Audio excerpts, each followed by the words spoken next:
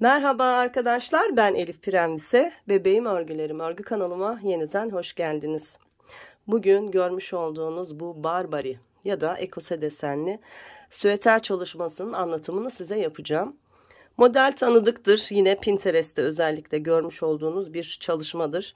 Fakat ben kendi kalıplarımla beraber, kendi kalıbıma uyarlayarak sizler için anlattım. Eni, boyu, yaka genişliği, yüksekliği, kol evi mesafesi, her şeyiyle dört dörtlük bir çalışma olmuş oldu arkadaşlar. Görmüş olduğunuz gibi bakın, kullanmış olduğumuz basit tekniklerle beraber mükemmel bir süeter çalışmış olduk. Çok da kolay bir çalışma. Böyle rengarenk görüp de acaba ben örebilir miyim diye düşünmeyin. Hiç örgü bilmeyen arkadaşlarım çok rahatça örebileceksiniz. Her zaman güvendiğiniz gibi bu modelde de bana güvenebilirsiniz. Arkadaşlar, V yaka çalışması olduğu için biraz büyük çalıştım. Yine jumbo boy bir çalışma oldu. Benden çok V yaka çalışma istediniz. Ben özellikle küçük bebekler için uygun bulmadığım için, yani giydirip çıkartılması zahmetli olduğu için küçük değil de büyük bir çalışmada bunu size anlatmak istedim. Gösterdiğim tekniklerle beraber istediğiniz süveteri istediğiniz örnekle örebilirsiniz. Ben size kalıp ve teknik bu videoda öğretmiş oluyorum. Yani bu modelden ibaret değil, artık V yaka süveter çalışmasını istediğiniz modelde, istediğiniz şekilde uyarlayarak örebilirsiniz. Model büyük bir model. Videonun sonunda nasıl küçültülüp nasıl daha da büyütülebileceği hakkında çok basit neler yapılabileceği hakkında da bilgi verdim. Çok büyük, çok büyük diyorum, jumbo boy diyorum. Kaç santim, hemen onu söyleyeyim arkadaşlar. Tam 43 santim uzunluğumuz var. Yani jumbo denmeyi hak edecek bir uzunluğu var. Ve en olarak da 34 santim enimiz var arkadaşlar. Bu haroşa bir çalışma. Bu 35-36 santime kadar şöyle esnettiğimde esner. Bakın. Şöyle yaptığımda 36-38'e kadar bile esniyor. Haroşa olduğu için bu böyle. En boy uzunluğunu verdim. Şu yaka ve kol uzunluğunu da vereyim. Omuzdan V kısmımızın olduğu yere kadar uzunluğum 16 santim. Kol evi genişliğimde şu lastiğimin başladığı kol altı kesimine kadar 17 santim arkadaşlar.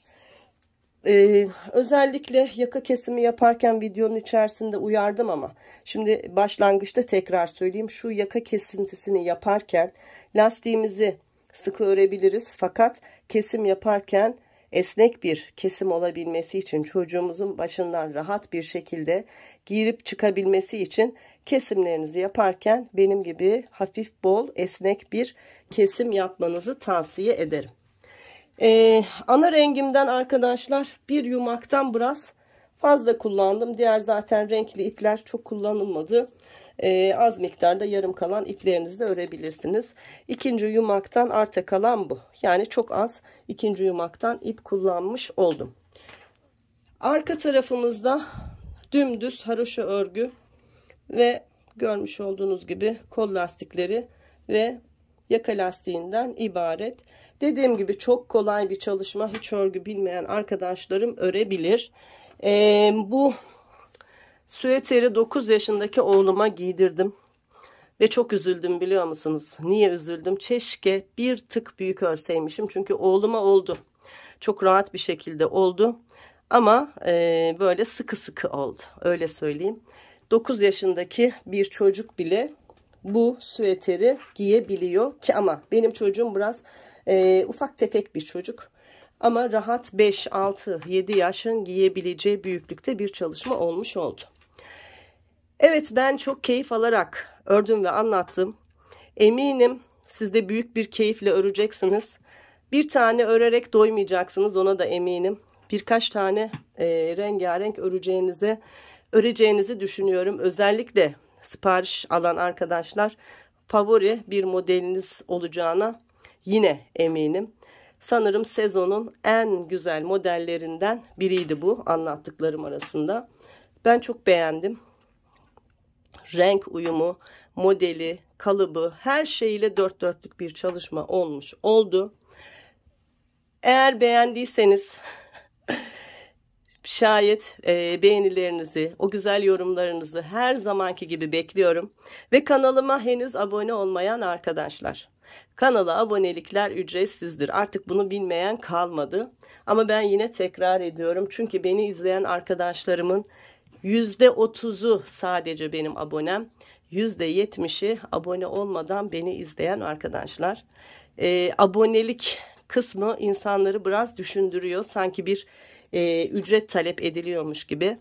Asla abone olduğunuzda sizden bir ücret talep edilmez arkadaşlar. Sadece Facebook'a arkadaş eklemek ya da Instagram'a takibe almak gibidir YouTube'da abone olmak. Yani beni takip eden bir kişi olursunuz. Şayet abone olup bildirimleri açarsanız benim yayınlamış olduğum videoların her biri yayınladığım an itibariyle size bildirim olarak gelir.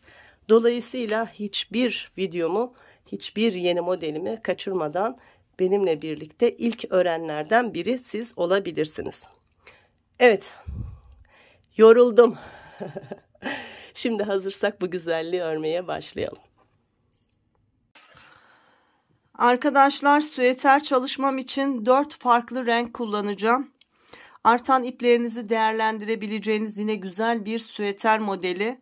Fakat şu görmüş olduğunuz bej rengi ana rengimiz olacak. Bu ipten fazla kullanacağız. Ben de şimdi örerek ne kadar ip kullandığımı size söyleyeceğim. Ben 2 yumak aldım. 2 yumak bence fazla olacak ama. Yani 1 yumak garanti olacak. Ördükten sonra sizinle paylaşacağım. İplerimin cinsi hep birbirinin aynısı arkadaşlar. Bakın, her biri Alize Baby Best. Dikkat etmeniz gereken, ipleriniz ya aynı marka, aynı seri olsun. Yani Alize ama Baby Best serisi.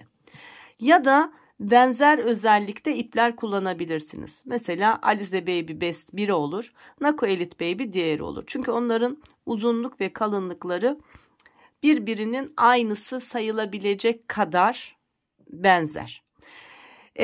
Şimdi 4 renk ip kullanacağım. Şu kırık beyaz ipimin etiketi yok arkadaşlar. Renk numarasını söylemiyorum. Zaten gerek de yok.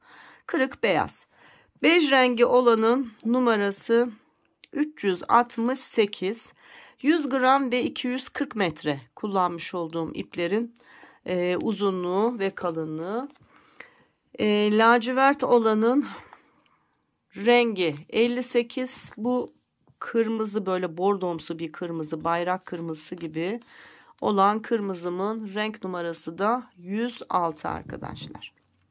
Evet, ana rengimizle beraber çiftli lastik çalışmasıyla örgümüze başlıyoruz. Tam 68 ilmekle örgüme başlıyorum arkadaşlar. Şöyle sayarak kontrol edelim. Bakın, 2, 4, 6, 8, 10, 12, 14, 16, 18, 20, 22, 24, 26, 28, 30, 32, 34, 36, 38, 40, 42, 44, 46, 48, 50, 52, 54, 56, 58, 60, 62, 64, 66, tam 68 ilmek. 68 ilmeğimi çiftli lastik olarak 3,5 milimetre şişle ördüm arkadaşlar. Bu lastiğimiz biraz böyle toplasın istedim. Bedeni örerken de 3,75 şiş kullanacağım. Sizin eğer eliniz bolsa 3 numarayla lastiği, 3,5 numarayla üstü. Eliniz sıkıysa 3,5'la lastiği, 4 numarayla üstü. Ya da arkadaşlar, eğer yarım numara aralıklı şişiniz yoksa üst kısmı ördüğünüz şişle şu alttaki lastik kısmını biraz ipinizi sıkı tutarak daha sıkı örmeye çalışsanız da olur. Aynı şey, hiç fark eden bir şey yok. Yani biraz daha sıkı örersiniz. Nasıl başladım? 3 ilmek düz, 2 ters, 2 düz, 2 ters, 2 düz lastikle devam ettim. 2 tersten sonra yine son 3 ilmeğimi düz ördüm. Niye böyle yaptım? Şu 2 ilmeğim kenarda kalacak. 3. ilmeğim dikişe girecek arkadaşlar. Ön ve arka beden birleştiğinde yine sanki iç dikiş yokmuş gibi 2 düz 2 ters olarak ön ve arka bedeni birleştirmiş olacağız. Arkada da 3 ters 2 düz 2 ters 2 düz olarak yine başladım. 2 düzden sonra son 3 ilmeğim yine ters örgü. Ve bu şekilde tam 2, 4, 6, 8, 10 sıra lastiğimi ördüm. İsteyen arkadaşlar bunu 12 sıraya da uzatabilirler. Benim için 10 sıra oldukça yeterli. Şimdi model çalışmasına başlıyoruz. Artık lastiğimiz bitti. Ve ikinci rengimizle direkt modele başlayacağız. İkinci rengim olarak lacivert ip kullanacağım.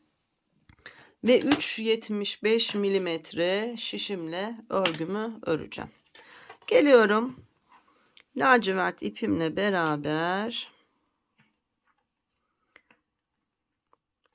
düz örgü olarak örgümü örüyorum. Eğer haroşa örgüyü benim gibi düz örüyorsanız bütün sırayı düz öreceğiz bu sırada arkadaşlar.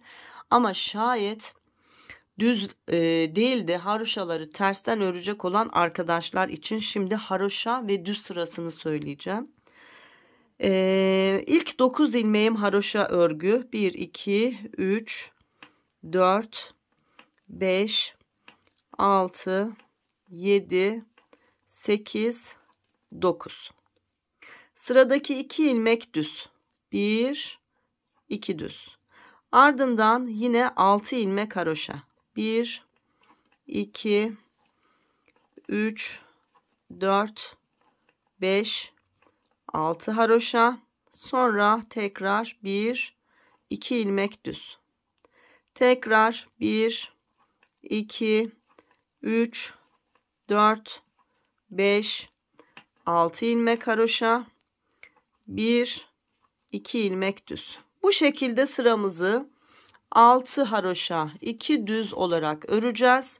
Son 9 ilmeğimiz yine haroşa örgü olacak. Eğer haroşayı düzden örüyorsanız arkadaşlar 68 ilmeğimizin tamamını haroşa örgü olarak yani düz örgü olarak örüp sıranızı tamamlayabilirsiniz.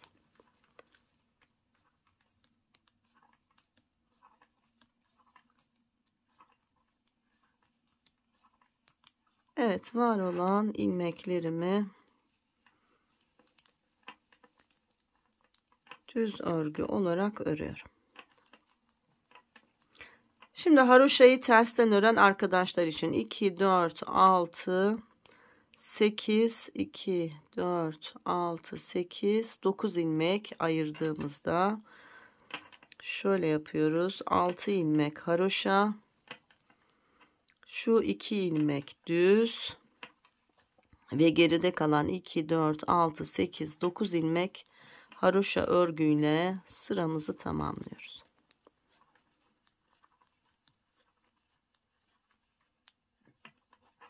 Evet, 3,75 şişimle beraber ilk sıramı örgümün düz tarafını ördüm.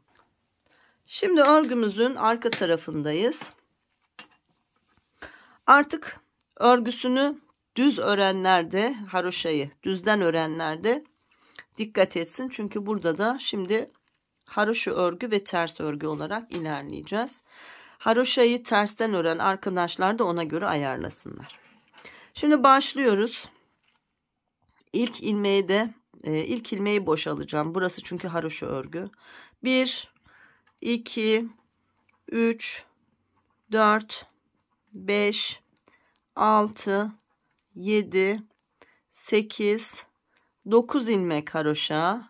İpi kendime aldım. 1, 2 ilmek ters. Ardından 1, 2, 3, 4, 5, 6 ilmek haroşa. Ardından 2 ilmek ters. Tekrar 1, 2, 3, 4, 5, 6 ilmek haroşa ve 2 ilmek ters. Sırayı böyle tamamlayacağız. Son 9 ilmeğimiz haroşa örgü olacak. Şöyle hızlı hızlı öreyim. 1, 2, 3, 4, 5, 6 ilmek haroşa. 1, 2 ilmek ters. 1, 2, 3, 4, 5, 6 haroşa ve ardından 1, 2 ilmek ters. 1, 2, 3, 4, 5, 6 ilmek haroşa, 1, 2 ilmek ters. 1, 2, 3, 4, 5, 6 ilmek haroşa ve 2 ilmek ters. 1, 2 ters. Bakın sıra sonunda 2, 4, 6, 8, 9 ilmeğim kaldı. Bu 9 ilmeği haroşa örgü olarak örüp sıramı tamamlıyorum. Yani kenardaki haroşalar 9 ilmek arkadaşlar, aralardaki 6 ilmek. Bu kenarlarda 9 ilmek niye bıraktım? Çünkü süveterimizde kol evi çalışması yapacağız ve dikişe girecek. O yüzden kenarı böyle yapıyoruz. Şimdi geliyorum. Şu başlangıç ipimi şöyle düğümleyerek burada sabitliyorum. Şöyle birazcık pay bırakacağım yürütebilmek için. Geri kalanını kesiyorum. Evet, bakın haroşa düz, haroşa düz. Şimdi model çalışmasına başlayacağız. Bu ilk kurulumdu. Şimdi ipimizin rengini değiştireceğiz ve ikinci kuruluma geçeceğiz. İkinci rengimi arkadaşlar beyaz ipimle öreceğim. Beyaz ipimi bağlayayım. Evet, beyaz ipimi aldım. Yine böyle tutarak ben öreceğim. Bir sonraki sırada bağlayacağım. Öyle daha düzgün oluyor gibi geliyor bana. Şimdi tekrar ne yapıyoruz? 9 ilmek haroşa örüyoruz. 1, 2, 3, 4, 5, 6, 7, 8, 9 ilmek haroşa. Ardından arkada 2 ters ördüğümüz ilmeklerimiz var. Önde düz arkadaşlar. Bu 2 ilmeği örmeden şişime böyle boşalıyorum. Sonra 6 ilmek haroşam var. 1, 2, 3, 4, 5, 6 haroşamı örüyorum. Yine 2 ilmek düzüm var. Bu 2 ilmeği örmeden şişime alıyorum. Yani 6 haroşa örüyoruz. 2 ilmek boşalıyoruz. Bu sırayı da böyle öreceğiz. 1, 2, 3, 4, 5, 6 haroşa. Sıradaki 2 ilmek boş. Devam ediyorum. 1, 2, 3, 4, 5, 6 haroşa. Sıradaki 2 ilmek boş. 1, 2, 3, 4, 5, 6 ilmek haroşa. Sıradaki 2 ilmek boş. 1, 2, 3, 4, 5, 6 ilmek haroşa. Sıradaki 2 ilmek boş. Tekrar 1, 2, 3, 4, 5, 6 ilmek haroşa. 2 ilmek boş ve sıra sonunda 9 ilmeğim var. Haroşa örgü olarak örüp sırayı tamamlıyorum. Arkadaşlar model hep böyle örülecek. Ve renk geçişleriyle bu Barbary desenini elde etmiş olacağız. Şimdi örgümüzün arka sırasında ne yapacağız? Yine 9 ilmek haroşa öreceğiz. Bu kez şu boş aldığımız 2 ilmeği ters örgü öreceğiz ki önde düz olsun. Bu kadar kolay. İlk ilmeğimi boş aldım. Devam ediyorum. Haroşa öreceğim. Özür dilerim. İlk ilmeğimi boş aldım. 2, 3, 4, 5, 6, 7, 8, 9 ilmek haroşamı ördüm. İpi kendime aldım. Bu boş aldığım ilmekleri ters olarak örüyorum. 1, 2 ters. Tekrar 6 ilmek haroşa. 2, 3, 4, 5, 6. Zaten renkli hemen anlaşılıyor. İpi kendime aldım ve bu 2 ilmeği ters örgü olarak ördüm. Tekrar 1, 2, 3, 4, 5, 6 ilmek haroşa, ardından bu 2 ilmeği ters örgü olarak örüyorum. Bu şekilde sıramızı tamamlayalım.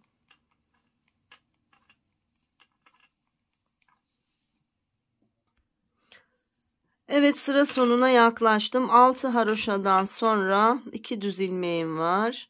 Bu 2 ilmeği ters olarak ördüm ve sıra sonunda 9 haroşa ile beraber sıramı tamamlıyorum.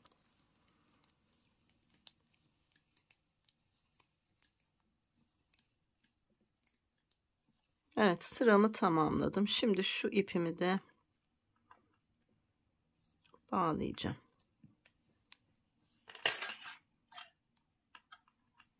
Hep aynı şeylerin tekrarını yapacağız arkadaşlar.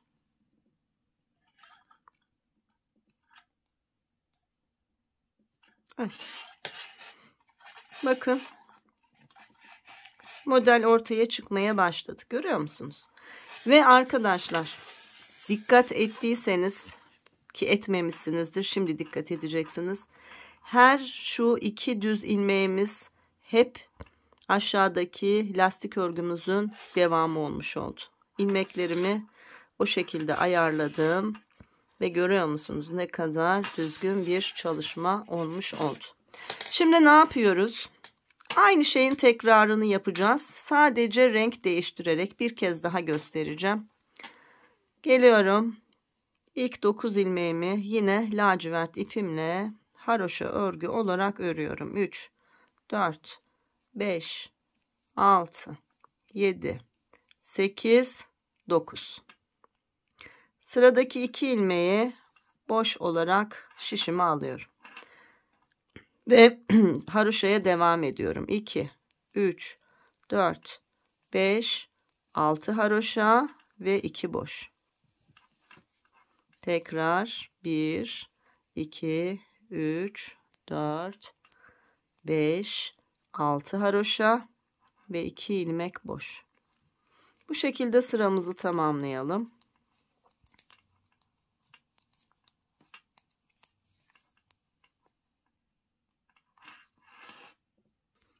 Evet, yine sıra sonuna yaklaştım. Bakın 2, 4, 6 haroşadan sonra sıradaki 2 ilmeği şişime boş aldım ve sıra sonunda 9 ilmeğim var.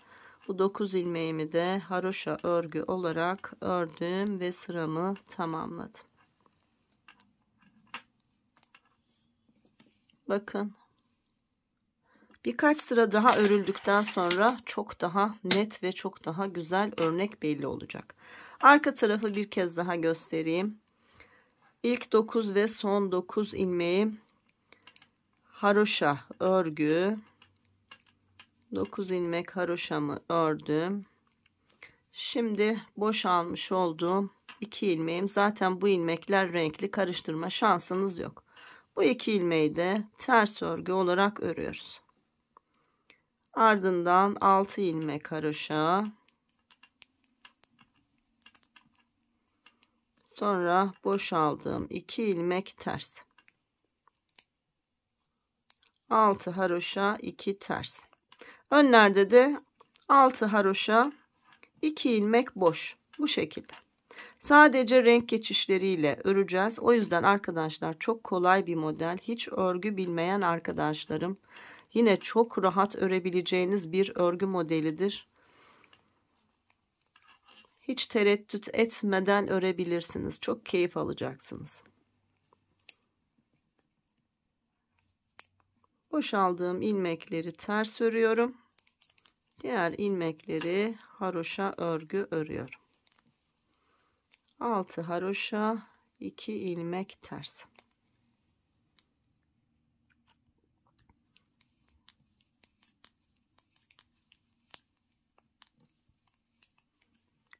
Altı haroşa, 2 ilmek ters. Şu ilmekleri örerken arkadaşlar ilmek yönünüzün düz olduğuna emin olun. Bakın düz bir şekilde ilmek. Bakın düz bir şekilde. Evet, tekrar 6 ilmek haroşa.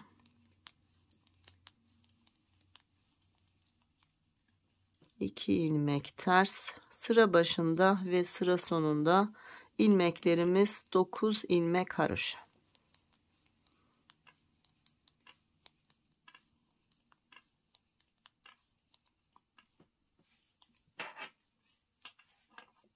Bakın daha da belirgin oldu. Görüyor musunuz? Ne kadar güzel. Şimdi arkadaşlar tekrar beyaz ipimize geçiyoruz. İpleri yürüterek ilerleyeceğiz. Onu da size göstereyim. Bakın şu bej rengi ipimi kullanacağım. O yüzden belirgin aralıklarla bu ipleri şöyle birbirinin üstünden geçirerek yürütün arkadaşlar. Şimdi mesela şu beyazın hemen üstüne beji sardım. Geldim ve yukarıdan tekrar örgüye başladım. Şu geçişleri yaparken de buradaki şu ipin, geçiş yaptığınız ipin bol ya da sıkı olmamasına dikkat edin. Eğer sıkı yaparsanız çeker, bol yaparsanız da gereksiz bir bolluk olur. O yüzden ip yürütürken biraz dikkat edin. Tekrar başladık. 3, 4, 5, 6, 7, 8, 9 ilmek haroşa, ardından 2 ilmek boş. Hep aynı şeyin tekrar. 1, 2, 3, 4, 5, 6 ilmek haroşa, 2 ilmek boş.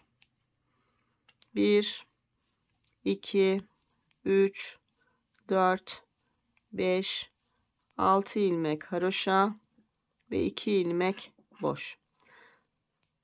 Bu şekilde örerek sıramızı tamamlayalım. Arka sırayı da tamamlayalım. Tekrar renk geçişi yapacağız. Bir daha renk geçişini göstereyim.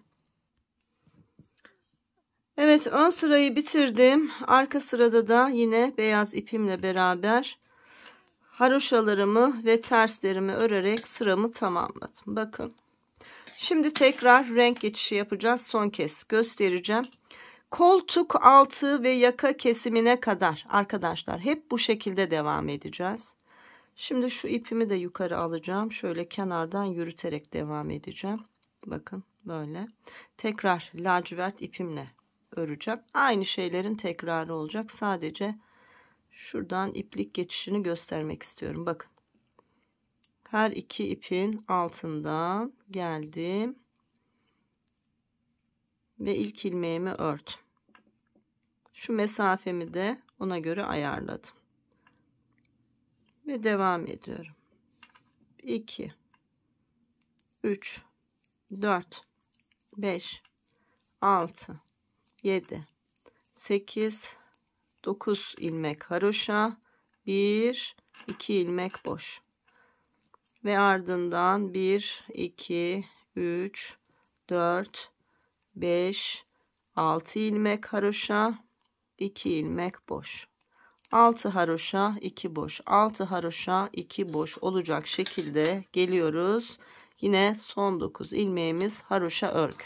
Şimdi arkadaşlar bu şekilde bakın 1, 2, 3 diş haroşa boyunca lacivert, 2 diş haroşa boyunca da beyaz ipimizle örmüş olduk. Bunun akabinde şimdi öreceğim ama örmeden söyleyeyim. Yine şu bej ipime geçeceğim. 3 diş haroşa boyunca bej ipimle öreceğim.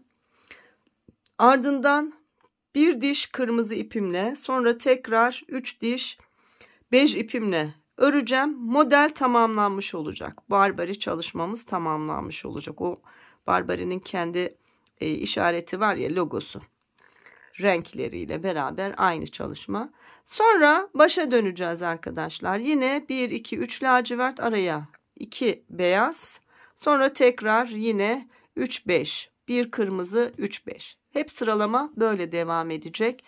Bu şekilde örelim ta ki kol altı ve yaka kesimine kadar.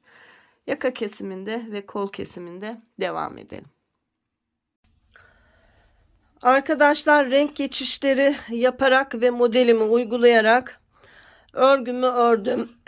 Bakın, renk geçişlerinde de lacivert, beyaz, lacivert, beyaz, sonra 3 diş 5, 1 diş kırmızı, 3 diş bej olarak hep aynı şeylerin tekrarını yaparak Barbary deseni ve renkli olan modelin çalışmasını yapmış oldum. Kaç santim ördüm, hemen uzunluğumu söyleyeyim. Tam 22 santim uzunluğunda lastiğime kadar model çalışmamı yaptım. Lastik çalışmamla beraber de arkadaşlar şöyle 26 santim uzunluğunda bir örgü örmüş oldum. Bakın, kenarlarda ipleri bu şekilde yürüttüm ve gayet düzgün olmuş oldu. Şimdi arkadaşlar, kol kesimlerine başlayacağız. En son kırmızı ipimle bir diş haroşa ördüm.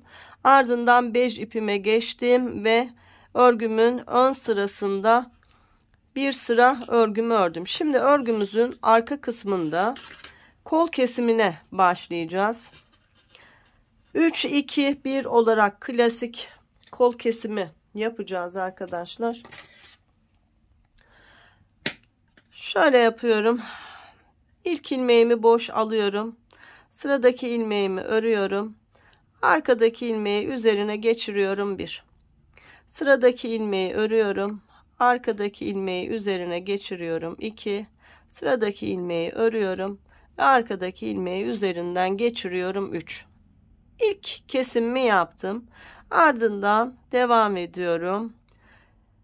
Haroşa ilmeklerimi örüyorum. Model çalışmamın oradaki ilmeklerimi ters olarak örüyorum. Ardından 6 haroşa 2 ters, 6 haroşa 2 ters olacak şekilde model çalışmamı uygulayarak sıramı tamamlıyorum. Bu şekilde sıramızı tamamlayalım.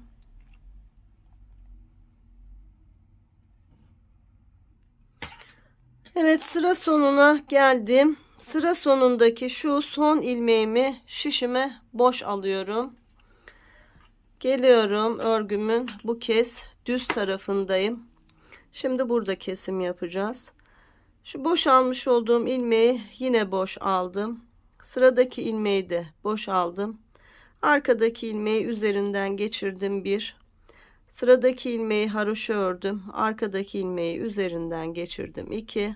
Sıradaki ilmeği haroşa ördüm. Arkadaki ilmeği üzerinden geçirdim 3.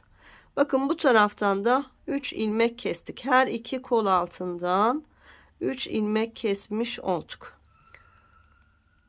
Şimdi sıra sonuna kadar model çalışmamızı uygulayalım. İkinci kez kol kesimi yapacağız.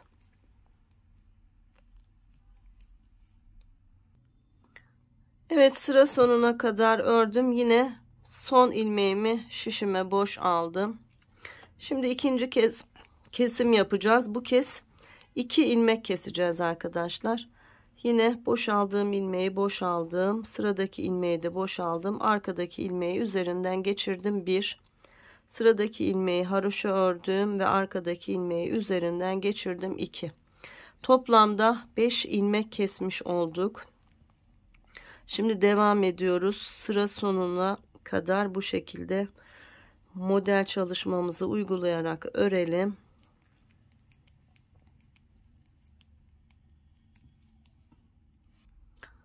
Evet, sıra sonuna kadar ördüm ve son ilmeği yine şişime boş aldım. Şimdi arkadaşlar, burada da aynı çalışmayı yapacağız. İlk ilmeği boş aldım. Sıradaki ilmeği boş aldım. Arkadaki ilmeği üzerine geçirdim 1. Tekrar sıradaki ilmeği ördüm. Arkadaki ilmeği üzerinden geçirdim 2. 5 ilmek de burada toplamda kesmiş olduk. Her iki kol altından 2 kez kesim yaptık. Devam ediyoruz. Yine 1, 2, 3 boşaldığım ilmekle beraber 4 ilmek haroşa, ardından 1, 2 ilmek boş. Bu şekilde model çalışmamızı uygulayarak sıra sonuna kadar örelim.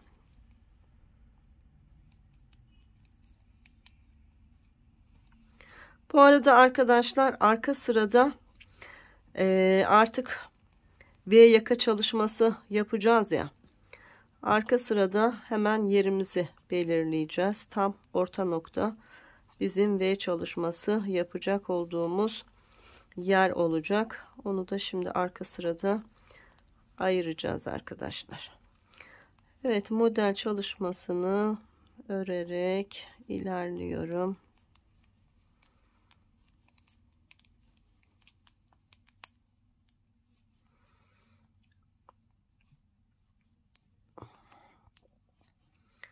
İki ilmek boş, 6 ilmek haroşa örgüyle ilmeklerimi ördüm. Şimdi sıra sonunda son ilmeğimi boş aldım. Şimdi arkadaşlar şurada 2 ilmeğimiz kalacak. Yani 2 ilmek daha keseceğiz. Bunu bir seferde keselim, bitirelim. Tek tek kesmeye gerek yok. Zaten şimdi ip geçişi de yapacağız. İpler de öyle karışmasın birbirine. Tam 2 ilmek kesip bitirelim. Şimdi ilk ilmeği boş aldım. Sıradaki ilmeği yine boş alıyorum. Arkadaki ilmeği üzerine geçiriyorum. Bir ilmek kestim. Sıradaki ilmeği örüyorum. Arkadaki ilmeği üzerine geçiriyorum. 2 ilmek kestim. Bu bizim için yeterli bir kol altı oyuntusu. Ardından bir ilmek haroşa ve 2 ilmek modelimin olduğu yer, 2 ilmeğimi ters örüyorum. Şimdi V yaka çalışmamızın orta noktasında da yine bir kesim yapacağız. Onu da yapalım. Diğer kol altından da kesimimizi yapıp bitirelim. Sonra yaka kesimiyle devam edeceğiz.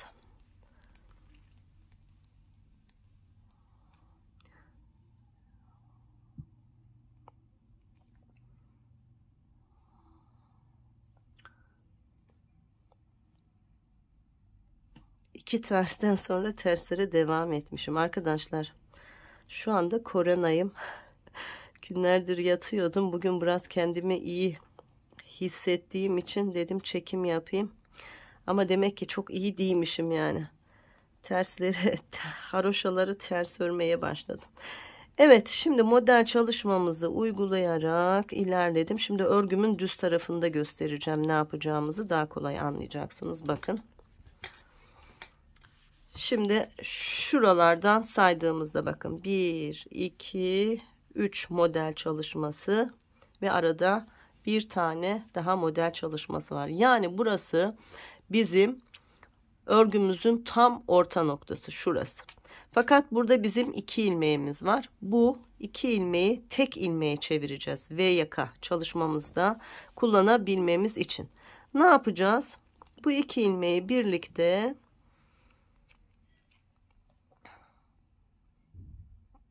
şöyle ters örgü olarak öreceğiz. Şöyle. Bakayım nasıl oldu. Evet, gayet başarılı oldu. Bakın. Bu 2 ilmeği tek bir ilmeğe düşürdüm. Devam ediyorum şimdi diğer uca kadar. 2, 3, 4, 5, 6 ilmek haroşa, 2 ilmek ters. 1, 2, 3, 4, 5, 6 ilmek haroşa, 2 ilmek ters. Son bir, burada da kol altı kesimi yapacağız. Ondan sonra kol altı kesimlerimiz bitmiş olacak ve yaka kesimlerine başlayacağız arkadaşlar.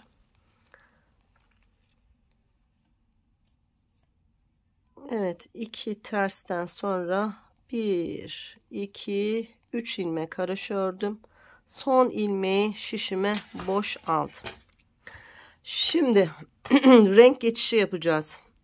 3 diş boyunca ördük. Sıradaki rengimiz lacivert arkadaşlar.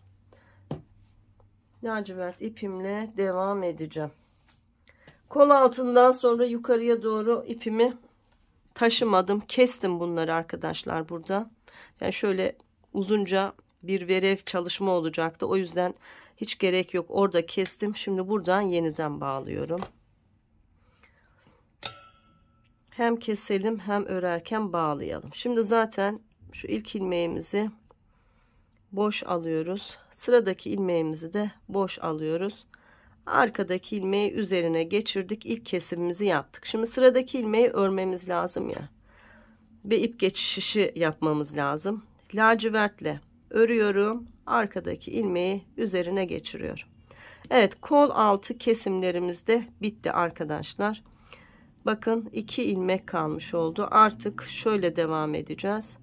2 haroşa, sonra 2 ilmek boş, tekrar 6 haroşa, 2 ilmek boş. Bu şekilde devam edecek. Artık buradaki kesimimiz bitti. 9 ilmeğimiz vardı burada arkadaşlar. 7 ilmek kesmiş olduk burada.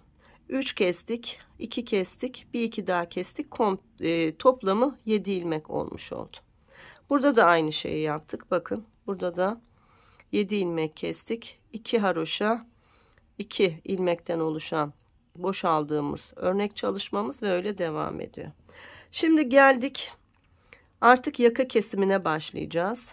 Kol altlarımız bitti. Lacivert ipimizle beraber örgümüzü örmeye devam ediyoruz. Model çalışmamızı uyguluyoruz. Şimdi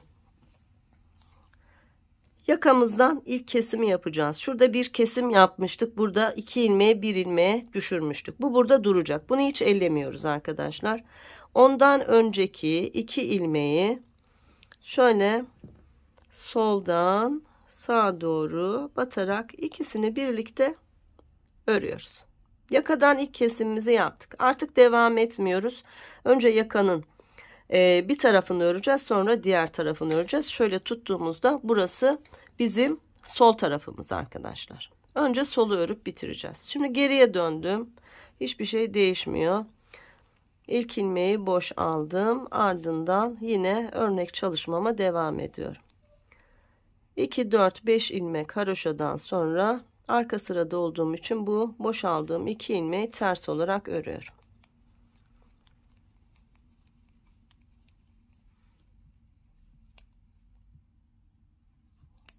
Evet, bu şekilde sıramı bir tamamlayayım. Videomu durdurup başlatmayacağım. Çünkü ilmek sayımız zaten az. O yüzden şöyle birkaç kez göstereceğim. Zaten hep öyle devam edecek. Evet. Son 2 ilmeğim haroşa. Şu başlangıç ipimi de şöyle şuradan bağlayayım. Ben bu şekilde sonradan bağlıyorum. Örgüye başlarken bağlamıyorum. Sonradan başlayınca bakın arkadaşlar şöyle kenarda kalmıyor. Böyle arkaya böyle güzelce yerleşmiş oluyor. Gizlemesi de kolay oluyor. O yüzden öyle yapıyorum. Şimdi kol altı kesimimiz bitti. O yüzden burada ilk ilmeği boş, sıradaki ilmeği haroşa, sonra zaten model çalışma. 2 ilmek boş, 1 2 3 4 5 6 ilmek haroşa, 2 ilmek boş.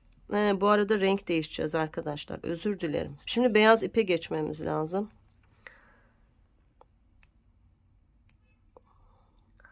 Diyorum ya, kendimi iyi hissettiğimi zannediyorum ama aslında iyi değilim. Gerçekten iyi değilim ama biliyorum ki benden yeni videolar bekliyorsunuz ve model de çok hoşuma gitmişti. Hasta olmadan önce Bismillah deyip başlamıştım. Şimdi arkadaşlar beyaz ipimize geçiş yapacağız. Şimdi beyaz ipimizle örelim. Yine aynı şekilde beyaz ipimi de şuradan kopardım. Tekrar buradan bağlayarak örüyorum.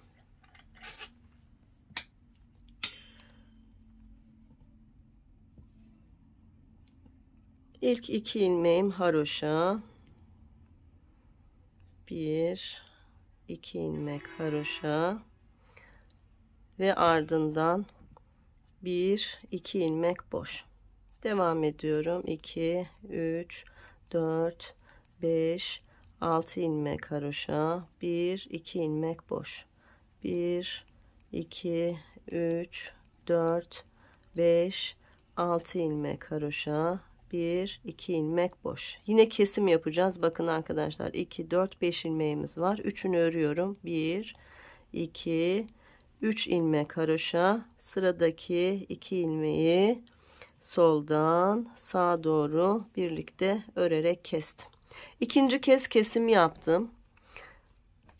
Arka sırada var olan ilmekleri yine ilk 4 ilmeğim haroşa, sonra boşalmış ilmeklerim ters.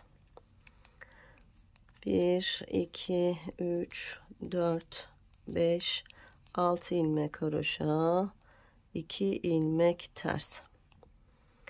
Tekrar 1 2 3 4 5 6 ilmek haroşa, 2 ilmek ters ve son 2 ilmeğim haroşa. Şimdi bunu da buradan bağlayacağım.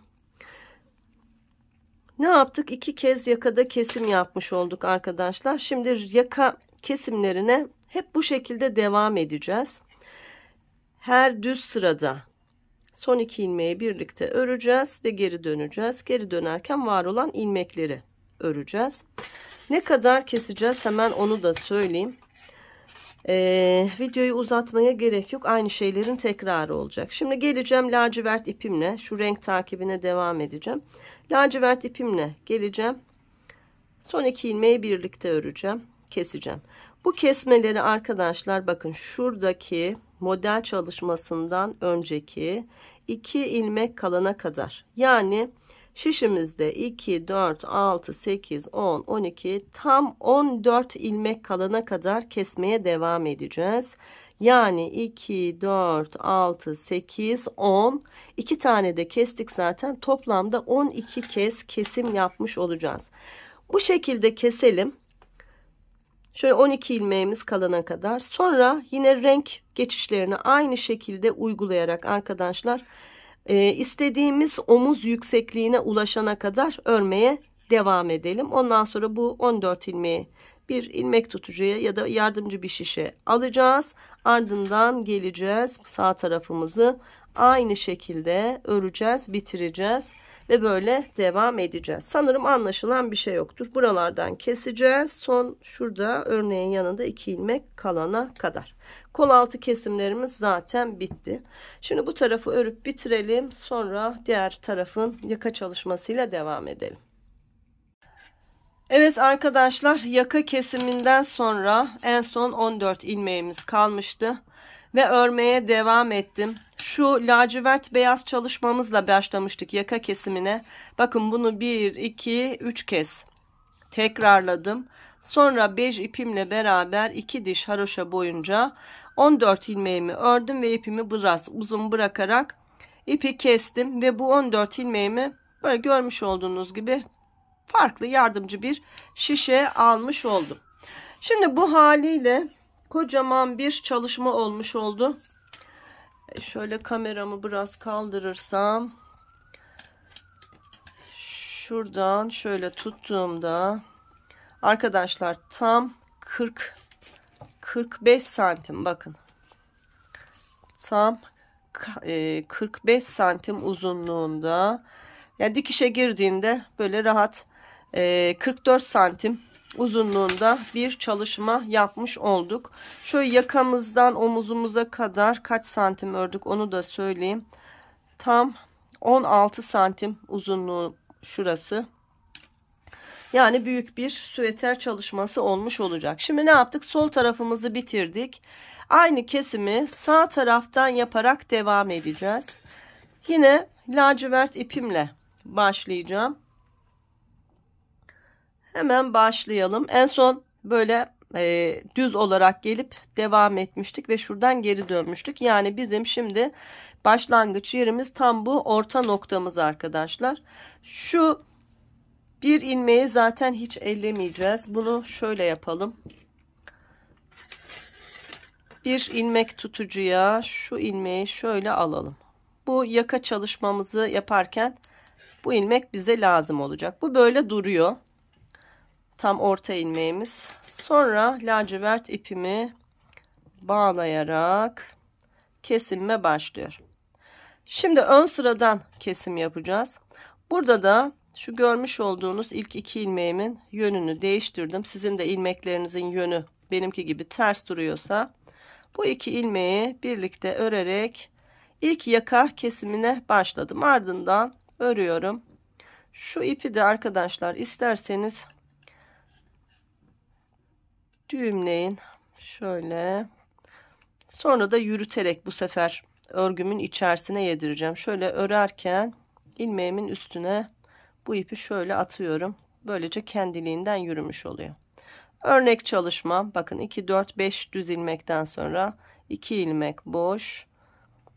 Sonra yine yine yürütelim. 2, 3, 4, 5 ve 6 ilmek haroşa örgümü ördüm. Tekrar 2 boş. 1, 2, 3, 4, 5, 6 haroşa. 1, 2 boş. Kol kesimimiz burada da bitmişti. 2 haroşayla sıramı tamamladım. Bir kez daha göstereyim. Aynı şekilde bu tarafı da keseceğiz. Şunun da fazlasını aldığımda bakın tertemiz oluyor. Şimdi örgümün arka tarafında ilk ilmeği boşaldım. İkinci ilmeğim haroşa. Sonra boşalmış olduğum iki ilmeğimi ters. Ardından 1, 2, 3, 4, 5, 6 ilmek haroşa. Sonra 2 ilmek ters. Tekrar 1, 2, 3, 4, 5, 6 ilmek haroşa. 1, 2 ilmek ters. Sonra 1, 2, 3, 4 ilmek haroşa. Şu 5. ilmeği boş alalım arkadaşlar. Tıpkı kol altında yaptığımız kesim gibi bunu keselim. Böyle güzel oluyor. Ardından 1 boş, 2 boş ve bunu üzerine geçirdiğimizde bir ilmek eksiltmiş olduk. Şimdi renk geçişi yapacağız. Lacivertten sonra sıradaki ipimiz beyaz. Beyaz ipe de aynı şeyi yapalım. Bunu da yürüterek gidelim. Böyle çok daha temiz oluyor. Şimdi sıradaki ilmeği 1, 2, 3 ilmek haroşa öreceğim. Şu ipi yine şuradan bağladım ve devam ediyorum. 3 ilmek haroşa. Şununla 4. Ardından 2 boş. 1, 2, 3. Bunu yürütmeyi bu sefer unuttum. 4, 5, 6 haroşa. 1, 2 ilmek boş. 1, 2, 3, 4, 5, 6 haroşa. 2 boş ve 2 haroşayla sıramı tamamladım. Tekrar geri dönelim. Bir kez daha göstereyim. Sonra hep böyle devam edeceğiz. İlk ilmeğim boş, ikinci ilmeğim haroşa. Ardından boş almış olduğum 2 ilmek ters. 1, 2, 3, 4, 5, 6 ilmek haroşa. 1, 2 ilmek ters. Tekrar 1, 2, 3, 4, 5, 6 ilmek haroşa. 1, 2 ilmek ters. 1, 2 ilmek.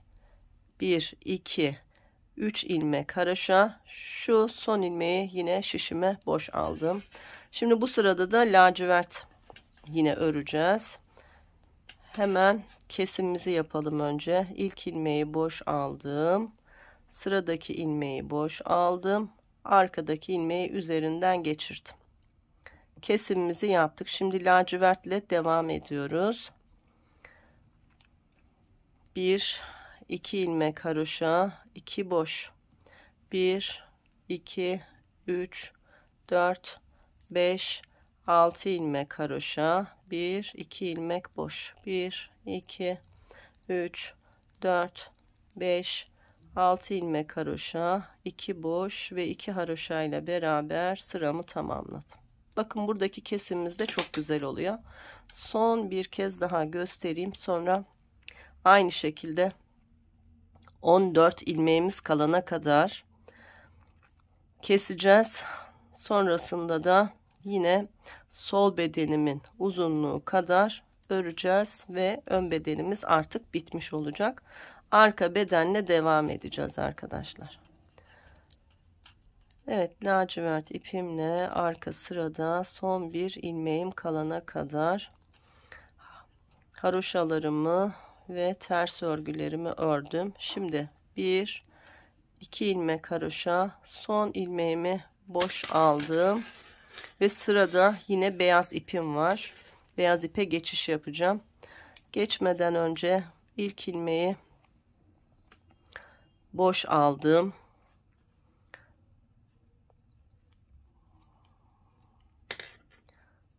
Şuradan ilmeğimi sıkayım. Sıradaki ilmeğimi boş aldım. Arkadaki ilmeği üzerinden geçirdim. Tekrar bir ilmek kesmiş oldum. Ve devam ediyorum. Bir ilmek haroşa, 2 boş. Evet, bu şekilde arkadaşlar şurada 2 ilmek kalana kadar, yani 2 4 2 4 6 8 kez daha keseceğiz. Yine 2 4 6 8 10 12 14 ilmeğimiz şişimizde kalacak ve örmeye devam edeceğiz. Tıpkı sol taraftaki kadar öreceğiz ve yine ipimizi biraz uzun bırakıp kestikten sonra başka bir şişe alacağız. Örerek birleşme tekniğiyle beraber, çünkü birleştireceğiz.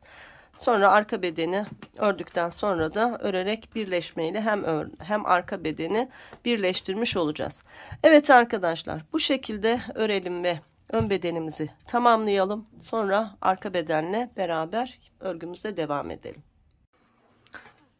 Arkadaşlar, diğer tarafı da aynı şekilde ördüm ve görmüş olduğunuz gibi şöyle boş bir şişe aldım. Ön bedenimiz böylece bitmiş oldu. Şimdi arka beden öreceğiz. Arka bedeni de şöyle yapıyoruz. Yine 68 ilmekle beraber başladım. Tıpkı ön bedendeki sayımızın birebir aynısıyla başladım. 12 diş boyunca, 12 sıra boyunca lastik örgümü ördüm. Örgüye başlarken ön bedende ne yapmıştık arkadaşlar? 3 düz 2 ters 2 düz olarak örgüye başlamıştık. Şimdi arka bedende de 3 ters 2 düz 2 ters 2 düz olarak ördüm. Son 3 ilmeğim yine ters örgü oldu. Bu şekilde 2 4 6 8 10 12 sıra boyunca lastik örgümü ördüm. Yine 3,5 milimetre örgü şişi kullandım. Sonra 3,75 şişimle beraber var olan 68 ilmeğimi haroşa örgü olarak kol altına kadar ördüm. Tam kol altına kadar 45 diş haroşa örgü ördüm. Bakın sayalım: 2 4 6 8 10 12 14 16 18 20 22 24 26 28 30 32 34 36 38 40 42 44 tam 45 diş haroşa ördüm. Şimdi örgümüzün düz tarafındayız. Tıpkı ön bedende yapmış olduğumuz kol altı kesimlerini arka bedene uygulayacağız. Şimdi 46. diş haroşa sıramın olduğu sırada kesime başlıyor. Önce bir taraftan, sonra diğer taraftan keseceğiz. Yine aynı şeyi yapıyorum. İlk ilmeği boşaldım. İkinci ilmeği haroşa ördüm. Arkadaki ilmeği üzerinden geçirdim. Bir ilmek kestim. Sıradaki ilmeği haroşa örgü ördüm. Arkadaki ilmeği üzerinden geçirdim. 2. Sıradaki ilmeği haroşa ördüm. Arkadaki ilmeği üzerinden geçirdim 3. İlk kesimimi yaptım. Burası bizim arka bedenimizin sağ tarafı arkadaşlar. Sağda kesimi yaptık ve haroşa örgü örerek sıra sonuna kadar ilerliyorum. Sıra sonuna kadar örelim. Evet, sıra sonuna kadar ördüm. Şu son ilmeğimi şişime boşaldım. Geriye dönüyorum. İlk ilmeği boş aldım. İkinci ilmeği boş aldım. Arkadaki ilmeği üzerinden geçirdim 1. Sıradaki ilmeği haroşa örgü ördüm. Arkadaki ilmeği üzerinden geçirdim 2. Sıradaki ilmeği haroşa örgü ördüm. Arkadaki ilmeği üzerinden geçirdim 3.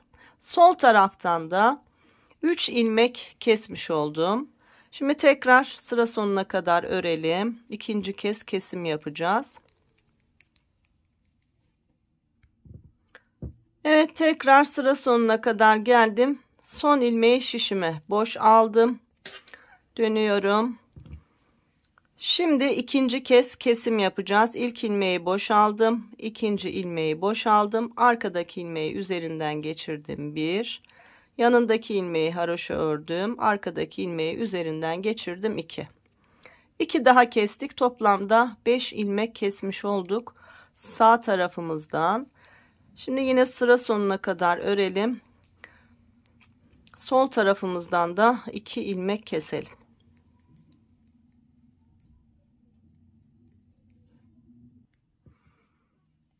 Sıramı yine tamamladım. Son ilmeğimi boş aldım. Dönüyorum. 2 ilmek de buradan kesiyorum. İlk ilmeği şişime boş aldım. İkinci ilmeği de şişime boş aldım. Arkadaki ilmeği üzerinden geçirdim 1.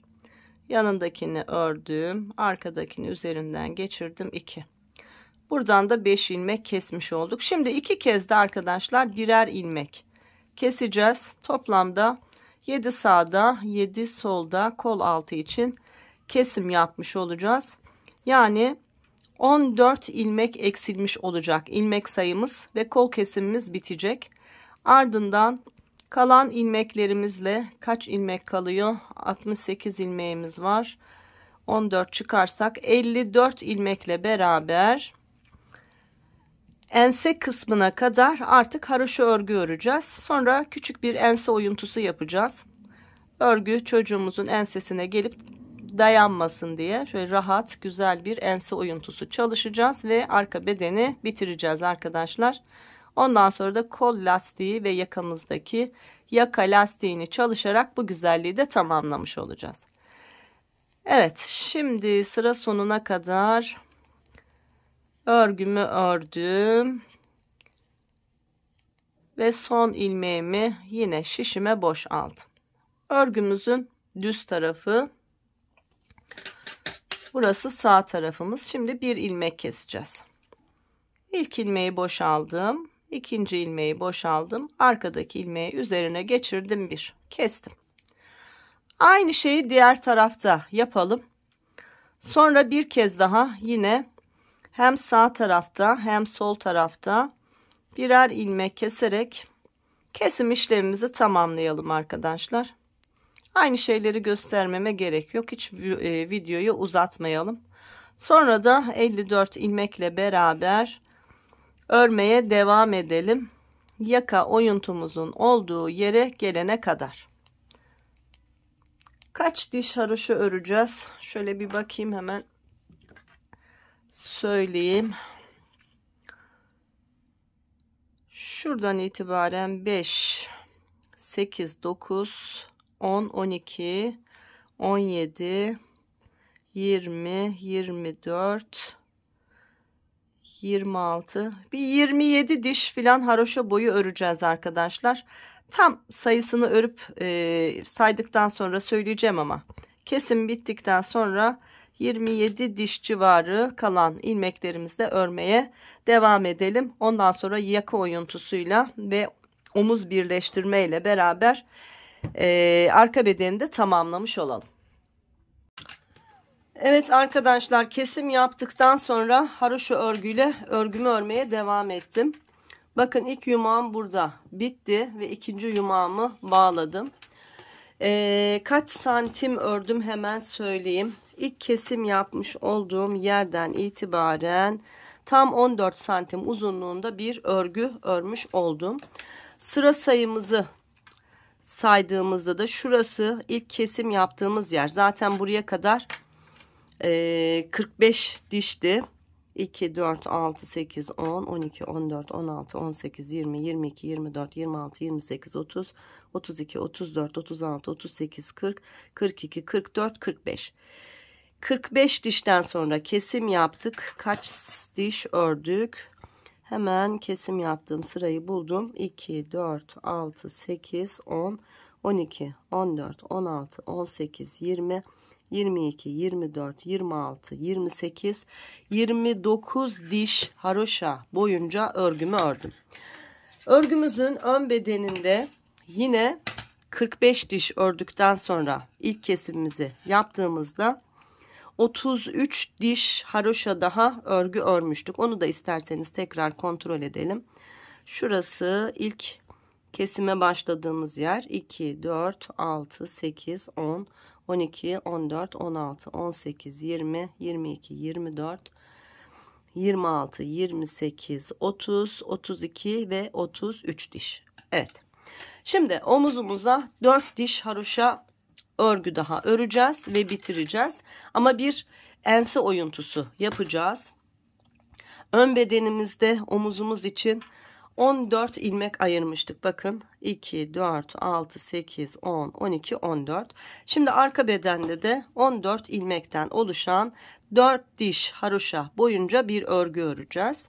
Hemen başlayalım. İlk ilmeği boşaldım. Ardından 2, 3, 4, 5, 6, 7, 8, 9, 10, 11, 12, 13, 14 ilmeğimi haroşa örgü ördüm. Burası örgümüzün düz tarafı arkadaşlar. Şu 3 tersle başlamış olduğumuz kısım. 14 ilmeğimi ördüm. Geriye dönüyorum. Ve yine bu 14 ilmeği haroşa örgü örüyorum. İlk ilmeği boşaldım. Ardından 2, 3, 4, 5, 6, 7, 8, 9, 10, 11, 12, 13 ve 14.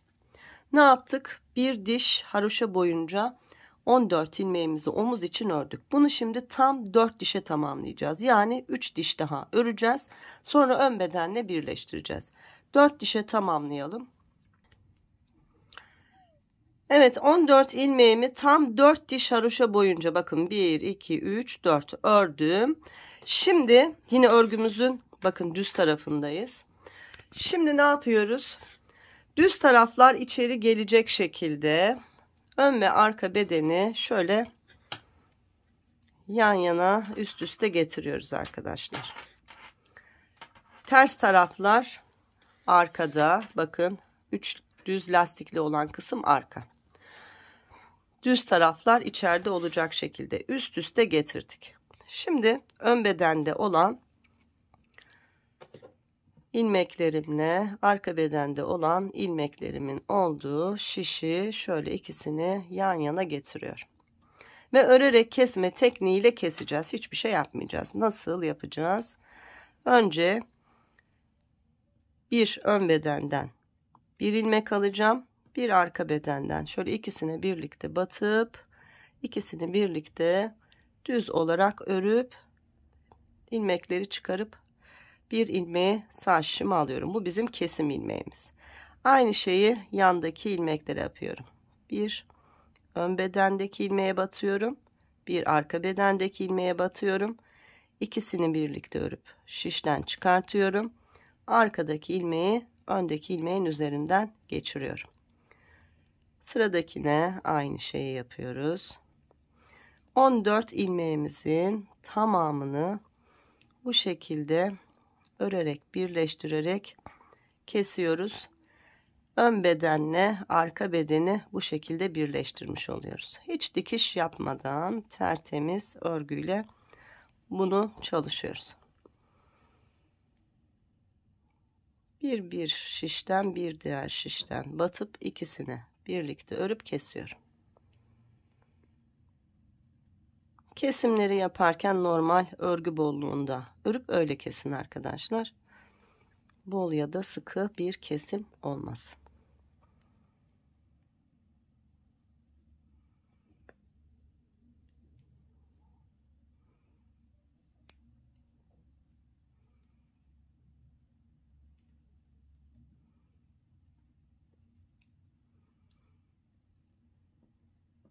Evet, son birer ilmeğim kaldı. Her iki şişimde de bunları da batıp ikisini birlikte örüp arkadaki ilmeği öndeki ilmeğin üzerinden geçirdim. Şu ipi de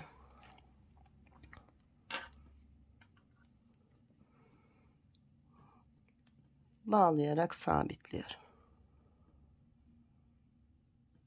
Evet. Şimdi arkadaşlar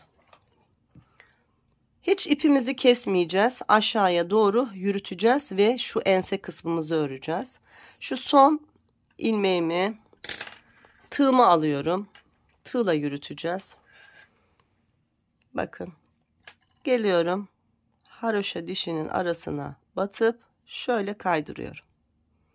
Geliyorum. Sıradaki haroşa dişinin arasına batıp kaydırıyorum. Aynı şekilde sıradaki haroşa dişinin arasına batıp kaydırıyorum. Bu ilmeği de arkadaşlar ipi de sıkmayın. Bol olsun. Rahat rahat aşağıya doğru kaysın. Toplama olmasın. Tekrar haroşa dişinin arasından battım. Aşağıya geldim. Burada da yine geliyorum şuraya. Kaydırıyorum ve bunu şişime alıyorum. Bakın ne kadar düzgün bir şekilde kaydırdık. Şimdi devam ediyoruz. Diğer omuzda aynı çalışmayı yapacağız. Bu omuz ilmeklerini, ense ilmeklerini kesmeyeceğim arkadaşlar. Sadece şu aşağıya kaydırmış olduğum ilmeği yandaki ilk ilmeğimin üzerinden geçiriyorum. Bunu aşağıya taşıdık ya, bir ilmek fazlaydı. Dolayısıyla bu şekilde ilmek sayımı yine aynı sayıya indirmiş oldum. Bir kesim burada yaptım. Ardından haroşa örgülerle örmeye devam ediyorum. 14 ilmeğim diğer tarafta yine omuz ilmeğim olacak. Şimdi sıramı haroşa örgü olarak örüp tamamlıyorum.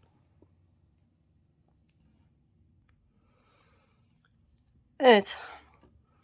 Var olan ilmeklerimin tamamını haroşa örgü olarak ördüm ve tamamlamış oldum.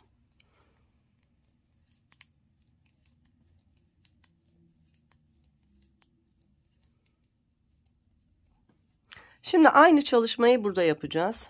Örgümü çeviriyorum ve 14 ilmeğimi 4 diş haroşa boyunca örüyorum. 2 3 4 5 6 7 8 9 10 11 12 13 ve 14.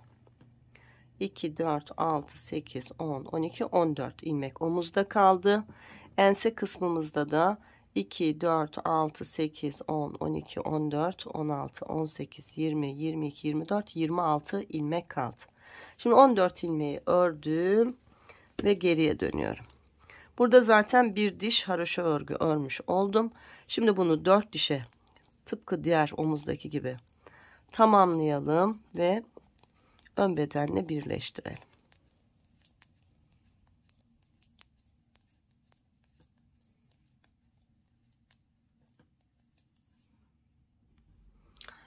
Evet, burada da tam 1 2 3 4 diş haroşa boyunca örgümü ördüm. Bakın örgümün yine düz tarafı 3 ters ilmekle olan ve 1, 2, 3, 4 diş haroşa boyunca ördük. Şimdi ne yapıyoruz? Aynı çalışmayı diğer omuz için yapıyoruz. Yine örgülerimizin düz tarafı içeride, ters tarafları dışarıda olacak şekilde.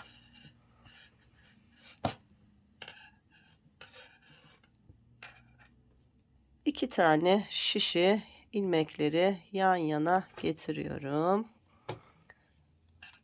ve kesiyorum.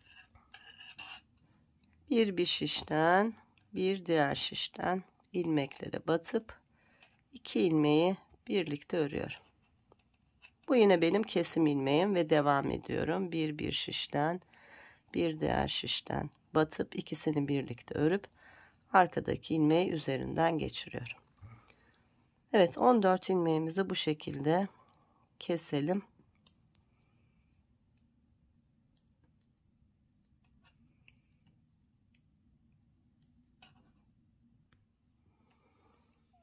İlmeklerimin tamamını örerek kesme tekniğiyle kestim ve arkadaki ilmeği öndeki ilmeğin üzerine geçirdim. Burayı da bitirdik. Şimdi bu ipimizi biraz uzun bırakarak kesiyoruz arkadaşlar.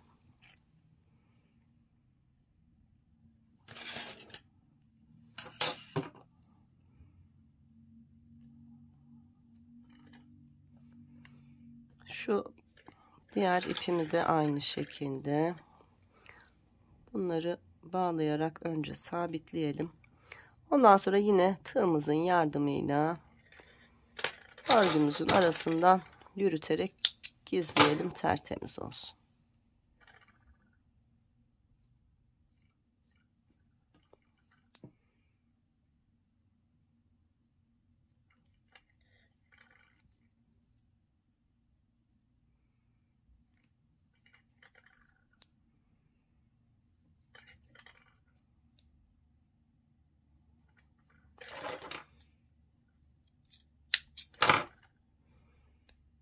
Aynı şekilde diğer ipimi de yürüterek gizliyorum.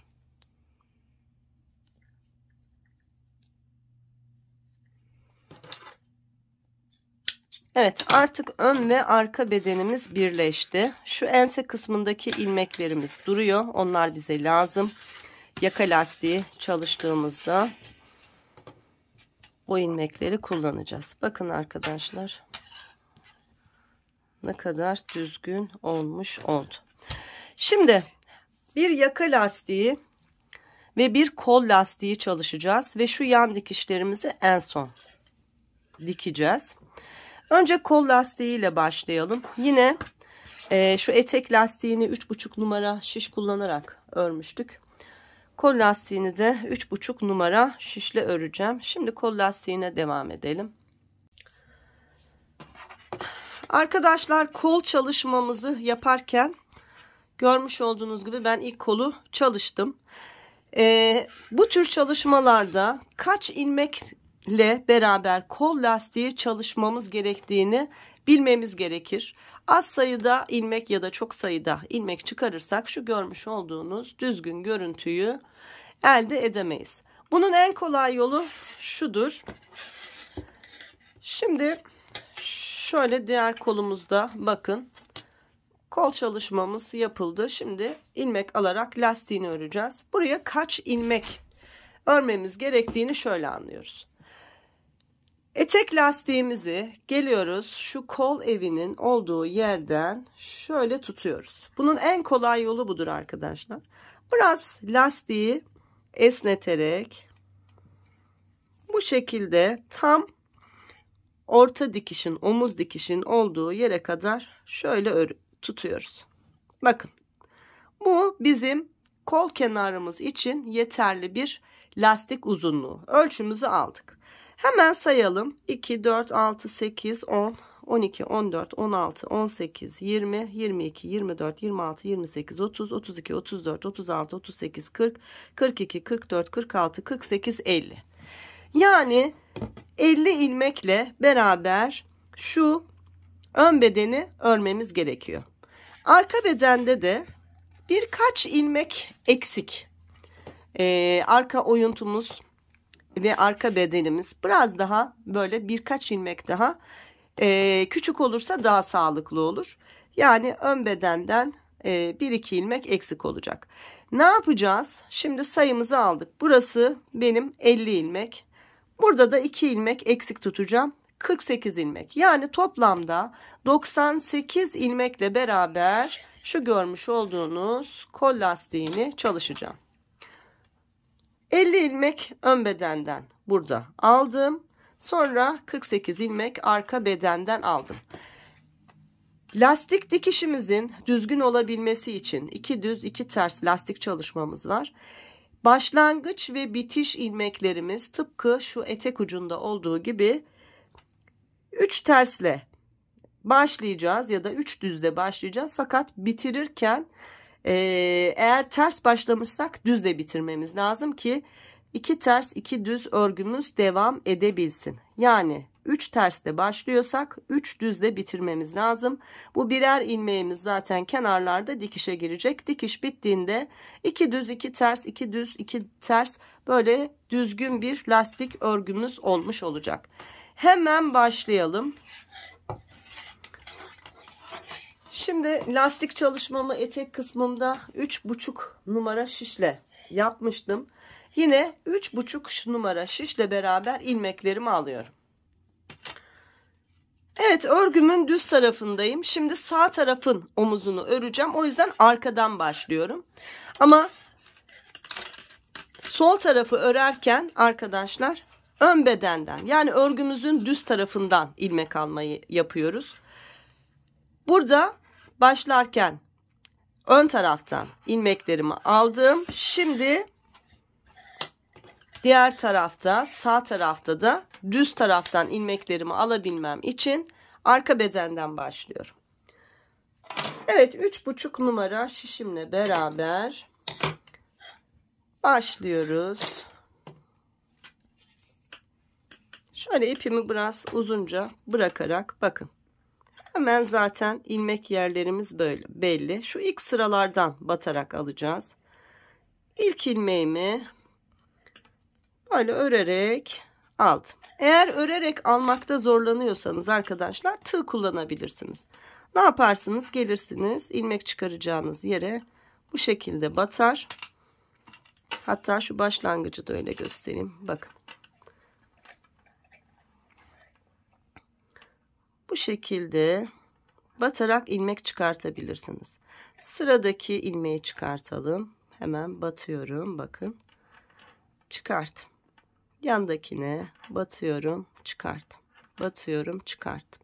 Bu şekilde önce tığla çıkartıp sonra şişinize bu ilmekleri aktarabilirsiniz. Ama eğer şişle çıkartabiliyorsanız benim yaptığım gibi şişle de çıkartabilirsiniz. Evet, şimdi şişle ben başlayayım ve şişle devam edeyim. Kesim yapmış olduğum ilk ilmeğin olduğu yerden batarak başladım. Bir ilmek çıkardım. Sonra geldim yanındaki ilmeğe battım ve bir ilmek daha çıkardım. Bakın hep kesim yaptığım yerler bunlar. Şu ipimi de yürütüyorum. 3 geldim yandakine battım. 4 yandakine battım.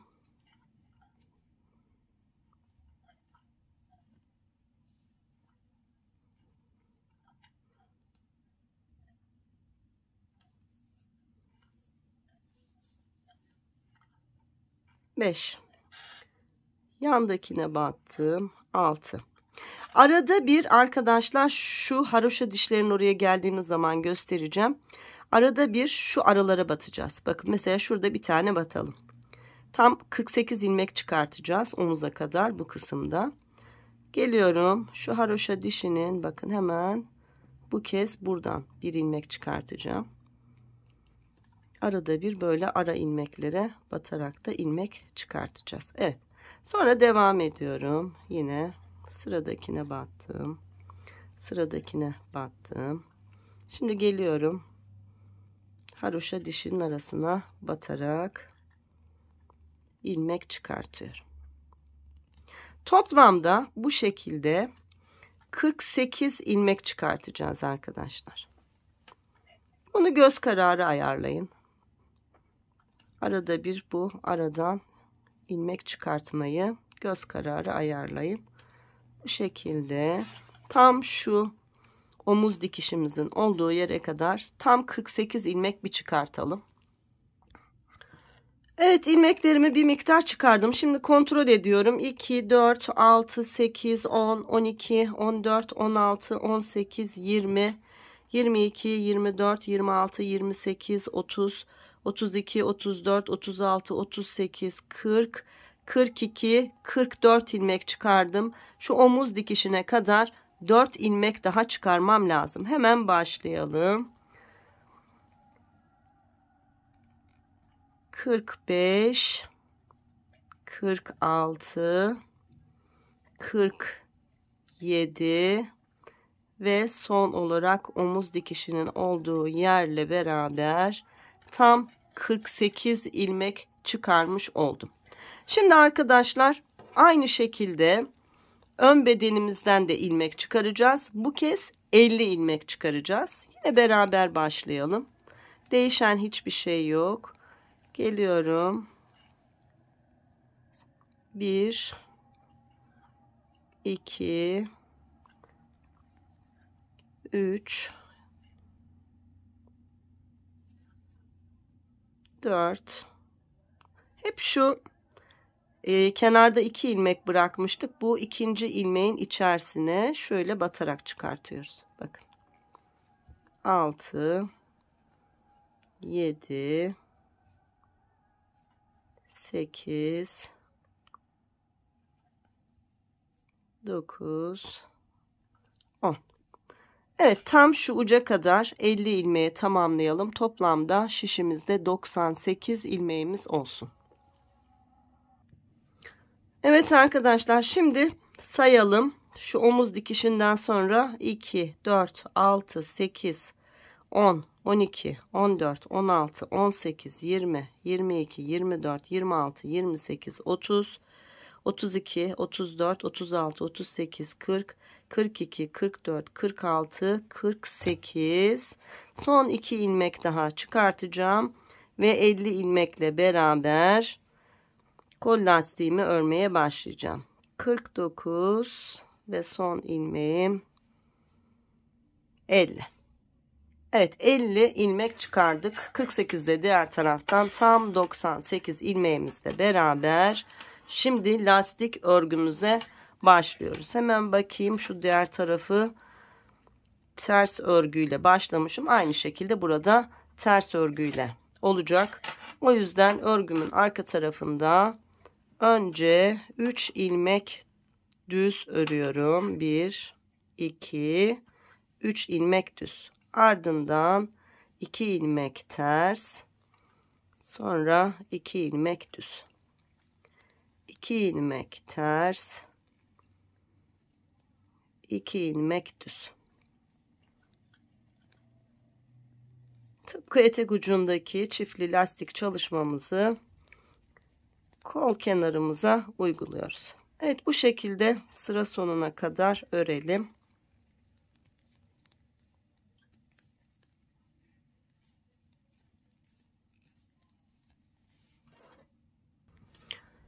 Evet, sıra sonuna kadar 2 düz 2 ters de ördüm. 3 ilmeğim kaldı. 2 düzden sonra bu 3 ilmeğimi de ters örgü olarak ördüm ve sıramı tamamladım. Lastiğimizin bir sırasını örmüş olduk. Şimdi bu şekilde arkadaşlar toplamda 7 sıra lastik öreceğiz. 8. sırada da örerek kesme tekniğiyle keseceğiz. Örgümüzün düz tarafındayız. Bu kez de 3 ilmek düz örgüye başlıyoruz. Şu ilk ilmeklerimizi de örelim. Dikişimiz düzgün olsun. 1, 2, 3 ilmek düzden sonra 1, 2 ilmek ters, ardından 1, 2 ilmek düz. 1, 2 ilmek ters, 1, 2 ilmek düz. şiş numaramızı küçülttük. Örerken biraz daha böyle derli toplu, ipimizi bol bırakmadan örmeye dikkat edelim arkadaşlar. Güzel bir lastik çalışması olsun. Eğer bol örerseniz lastik böyle şey yapar, pot durur. O yüzden hem şiş numaramızı biraz küçülttük, hem de aynı zamanda şöyle biraz derli toplu ipi biraz sıkı tutarak lastiğimizi örelim. Evet, ikinci sıramızı şimdi örmeye başladık. 7 sıraya bunu tamamlayalım. Sonra örerek kesme tekniğiyle keselim. Kol lastiğimiz bitsin.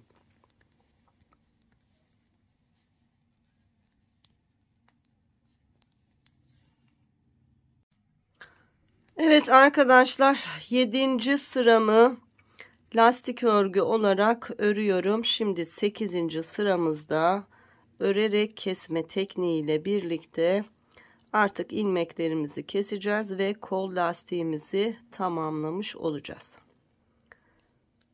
Bakın şurada ters ilmeklerimizi saydığımızda 1, 2, 3, 4, 5, 6, tam 7 sıra ördük.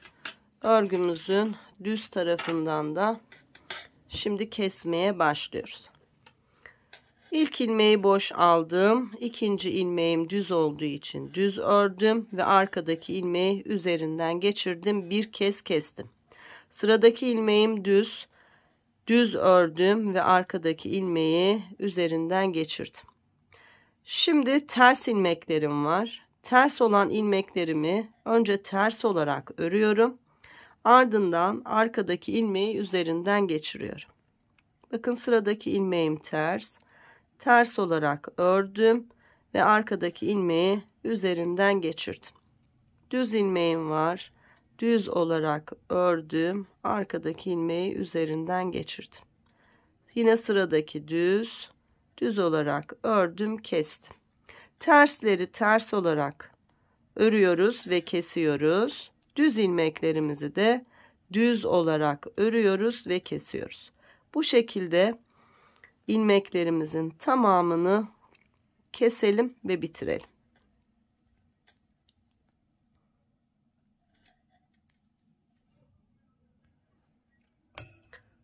Evet, son ilmeklerimi de ters ilmektiler. Ters olarak ördüm ve kestim. Şu son ilmeğimi bir kez daha ördüm. Ve ipimi şöyle birkaç santim uzun bırakıp kestim. Evet arkadaşlar, kol çalışmamız da bitti. Şimdi şöyle her iki kola bir bakın. Ne kadar güzel oldu.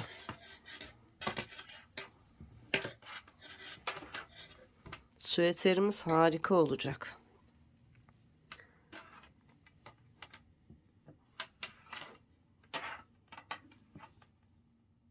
Çok güzel oldu arkadaşlar. Bakın. Evet. Son olarak şimdi V yaka çalışması yapacağız. Yine çok kolay, çok basit şekilde anlatacağım. Sadece bu süeterde değil. İsterseniz bebek, isterseniz yetişkin için ördüğünüz V yaka çalışmalarda yine şu V yaka lastiğini nasıl çok düzgün ve usulünce tekniğiyle örmeniz gerektiğini şimdi anlatacağım. Evet, başlayalım. Arkadaşlar, şimdi V yaka çalışmamızda tıpkı kol kenarlarını nasıl ölçtük, aynı şekilde şöyle omuzdan orta yakaya kadar ölçü alacağız. Ortalama lastik için kaç ilmek çıkaracağımızı bulacağız. Yine ne yapıyorum? Aldım süeterimin etek ucunun lastiğini, geldim, şurada bir orta noktamız vardı, işaretleyicimiz. Şuradan esneterek, hafif esneterek geliyorum. Tam orta dikiş yerime kadar şöyle tutuyorum. Şimdi bir sayalım. 2, 4, 6, 8, 10, 12, 14, 16, 18, 20, 22, 24, 26, 28, 30, 32, 34, 36, 38, 40 ilmek. 40 ilmek civarı ilmek çıkarmamız bizim için yeterli. Şimdi şu arka tarafta ense kısmımız için ilmeklerimizi zaten böyle saklamıştık. Misinalı şişle bu örgüyü yapacağız. Yine 3,5 numara şiş kullanacağız. Şu anda benim normalde örgü yapmış olduğum şişim var elimde.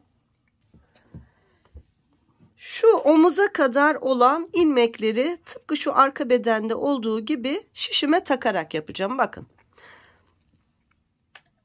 Geliyorum. Bakın şuradan bir ilmek alıyorum. Tam ilmek kenarından. Bir tane buradan. Bir tane buradan. Haroşa dişlerin olduğu yerden. Bir tane buradan. En son geliyorum. Omuz hizamdan bir tane. Yani toplamda 2, 4, 5 taneyi böyle aldım. Bakın. Burada sorun yok. Aynı şeyi burada yapacağım. Misinalı şişimin diğer ucuyla geleceğim. 5 ilmek de burada çıkaracağım. Burada ilmek yürütmüştük. Hiç fark etmez. Şöyle bir,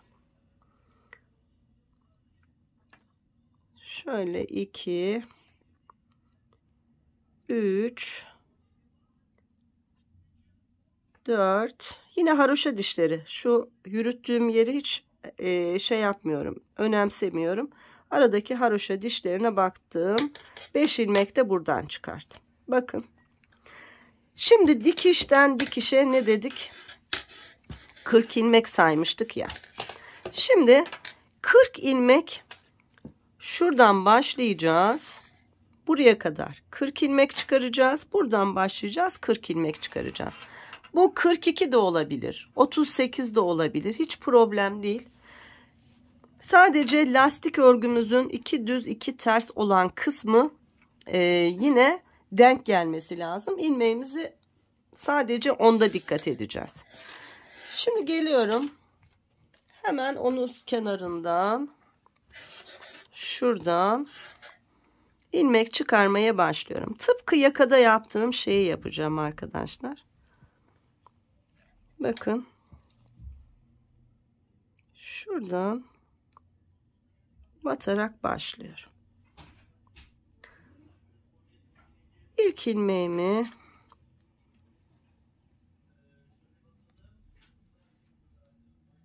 çıkardım ve devam ediyorum.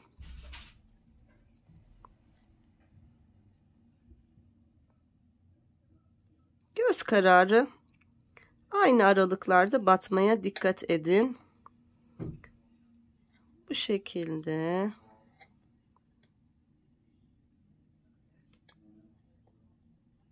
Evet.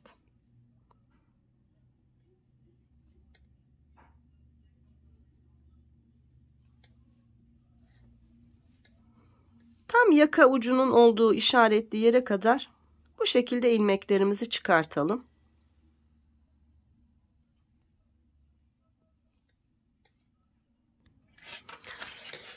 Evet arkadaşlar.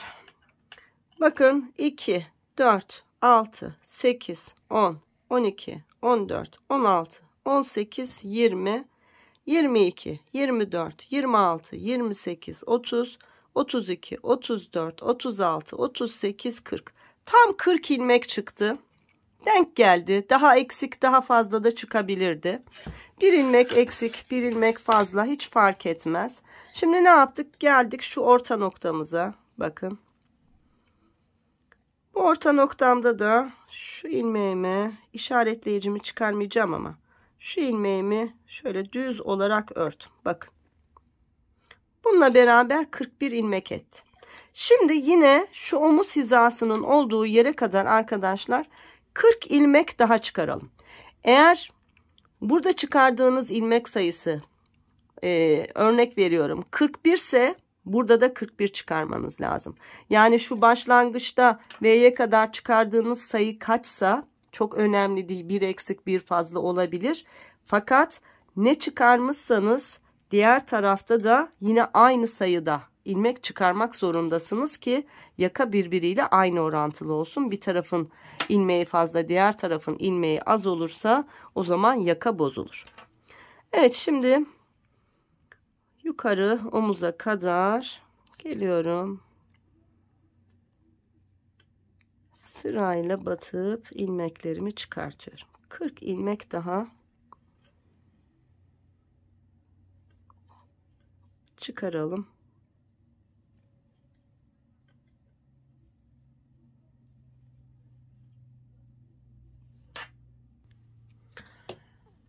Evet arkadaşlar, şimdi 40 ilmek de çıkardım, kontrol edelim bakalım. Bakın şu orta noktadan sonra 2 4 6 8 10 12 14 16 18 20 22 24 26 28 30 32 34 36 38 40, tam 40 ilmek çıkardım. Şimdi burası bizim tur başımız olacak. Misinalı şişle dönerek öreceğiz. Tıpkı şu kol kenarını yaptığımız gibi dönerek de örebiliriz. O zaman şu yaka kesimini bir sırada yapıp bir sırada yapmamamız gerekiyor. Ama misinalı şişle örerseniz çok daha kolay. Şimdi arkadaşlar, hemen şuraya tur başlangıcımız olduğu için bir işaretleyici takalım ve lastik örgümüze başlayalım. Hemen buraya taktım. Şimdi ne dedik? Sayımız çok önemli değil dedik. Ama lastik çalışması yapacağız. 2 ters 2 düz olarak şöyle komple yakanın dönmesi lazım arkadaşlar.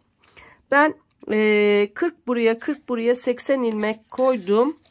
Şu arka kısımda 2 ilmek eksiltmem gerekiyor ki saydım. 2 ilmek eksiltmem gerekiyor ki 2 düz 2 ters örgüm devam edebilsin. Yani komple 2 düz 2 ters olarak öreceğim. O yüzden 2 ilmek eksilteceğim.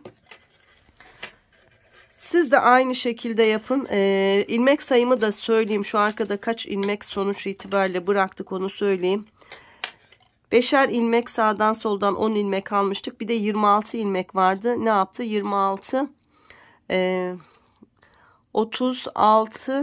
36 ilmek olması lazım. Yine de kontrol edelim. 2, 4, 6, 8, 10, 12, 14, 16, 18, 20, 22, 24, 26, 28, 30, 32, 34. Evet, 36 ilmeğimiz var. Aslında bu arkadan bu birkaç ilmek daha kesebiliriz. Arka ilmek sayımız aslında kesilmeye müsait ama hiç kesmeyeceğim ben. Sadece 2 ilmek keseceğim. Onu da lastik çalışmamı denk getirmek için keseceğim arkadaşlar. Evet, şimdi başlayalım. Tam omuz kenarından şu şişimizde almış olduğumuz ilmeğin oradan başlıyorum. İşaretleyicimi taktım ve 2 ters ilmekle başlıyorum. 1 2 ilmek ters, ardından 1 2 ilmek düz. Şimdi 2 ilmek ters yapacağım ama şu 2 ilmeği keseceğim. 2 ilmek eksiltecektik ya, bir tane kesmiş oldum ters örgüde. İkincisini normal ters ördüm. Sonra 1 2 düz, 1 2 ters, 1 2 düz, 1 2 ters, 1 2 düz, 1 2 ters. Bunlar zaten yakamızda olan ilmeklerimizdi. 3.75 şişimde duran ilmeklerdi yani. 2 düz 2 ters olarak örüyorum. Şimdi bu ilmekler bitmeden bir kesim daha yapacağım. Toplamda 2 ilmek eksiltmiş olacağım. Evet, 2 ters, 1 2 ilmek düz. Şimdi bir ters, şu ikinci tersi 2 ilmeği birlikte örerek örüp keseyim. 2 ters, ardından 2 ilmek düz ve 2 ilmek tersle beraber ense ilmeklerimi örmüş oldum. 3.75 şişim boşa çıktı. Şimdi devam ediyorum arkadaşlar. Misinalı şişinizin uzunluğunun hiçbir önemi yok. Benim 60 santim şu an kullanmış olduğum misinalı şişim. Ben ondan örüyorum ama 80 santim ya da 100 santim misinalı şişle de örebilirsiniz. Şöyle fazlasını, misinasının fazlasını boşa çıkarırsınız arkadaşlar. Kaç santim olursa olsun hiç önemli değil. Ondan sonra rahatça örersiniz. Şimdi ne yaptık? En son 2 tersle beraber enseyi bitirmiştik ve ön tarafa başlıyoruz.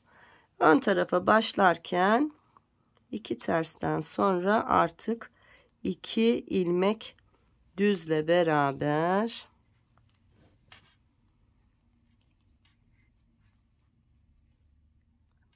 lastik örgümü başlıyorum. Evet.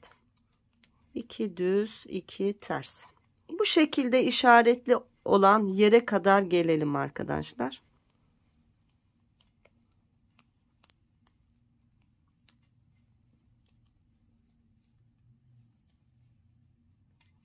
Evet. Evet arkadaşlar, 2 düz 2 ters örgülerle geldim. Şu işaretleyici koymuş olduğum ilmeğimden önceki 2 ilmeğim ters ilmek oldu. 2 düz 2 ters, 2 düz 2 ters de bitti. Şimdi işaretleyicimin olduğu ilmeğim. Bunu düz olarak örüyorum. Sonra ipi kendime alıyorum. Lastik örgüye devam ediyoruz. Yine 2 tersle başlıyoruz. 2 ters, 2 düz, 2 ters, 2 düz. Yani ne yapmış olduk? Bu tam orta noktamız olan ilmeğimiz düz ilmek oldu. Bunun öncesindeki ve sonrasındaki 2 ilmeğimiz de ters olmuş oldu. Bunu bu şekilde ayarladık. Şimdi tekrar yukarıya kadar 2 ters 2 düz olarak ilmeklerimizi örelim. Turumuzu bir tamamlayalım.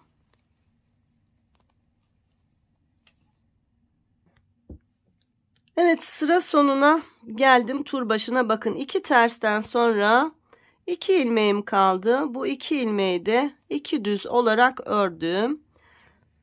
Tekrar tur başındayım. Sıradaki ilmeğim 2 ters. Gördünüz mü? Dolandık.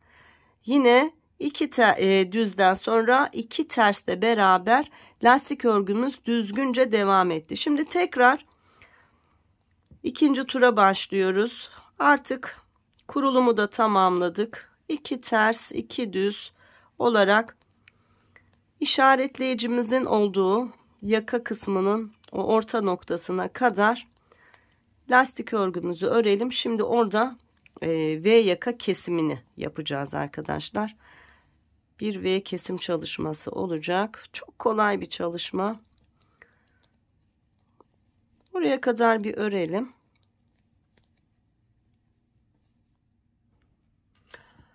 Evet arkadaşlar, şimdi şu ortadaki düz ilmeğim, hemen yanında 2 ilmeğim var. Ters. Bunun bir tanesini ters olarak örüyorum arkadaşlar. Ardından şu ters ilmekle düz olan ilmeğimi şöyle soldan sağa doğru şişimi batarak hiç örmeden sağ şişimi alıyorum. Ardından sıradaki ilmeğim ters, hemen yanındaki ilmek. Bu ilmeği ters olarak örüyorum. Boş olarak şişimi aldığım bu 2 ilmeği de şöyle üzerinden geçiriyorum. Üçlü kesim yapmış olduk.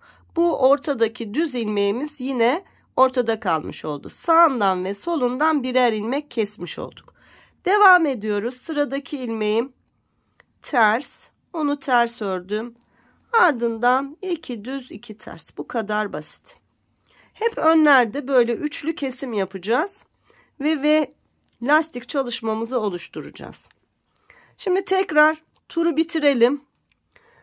3. tura geçelim. Yine buraya gelelim arkadaşlar. Tekrar kesimi size göstereyim. Evet, 3. tura başladım. Yine 2 düz 2 ters lastik örgümle ilerliyorum. Tam orta noktamdan bir ilmek önceki ilmeğe kadar lastiğimi örüyorum. Bakın. 2 düzle beraber lastiğim bitti.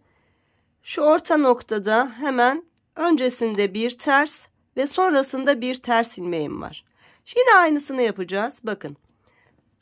Şu orta noktadaki olan bu düz ilmeğimin tarafından, yani soldan sağa doğru bu 2 ilmeği şişime boşalt.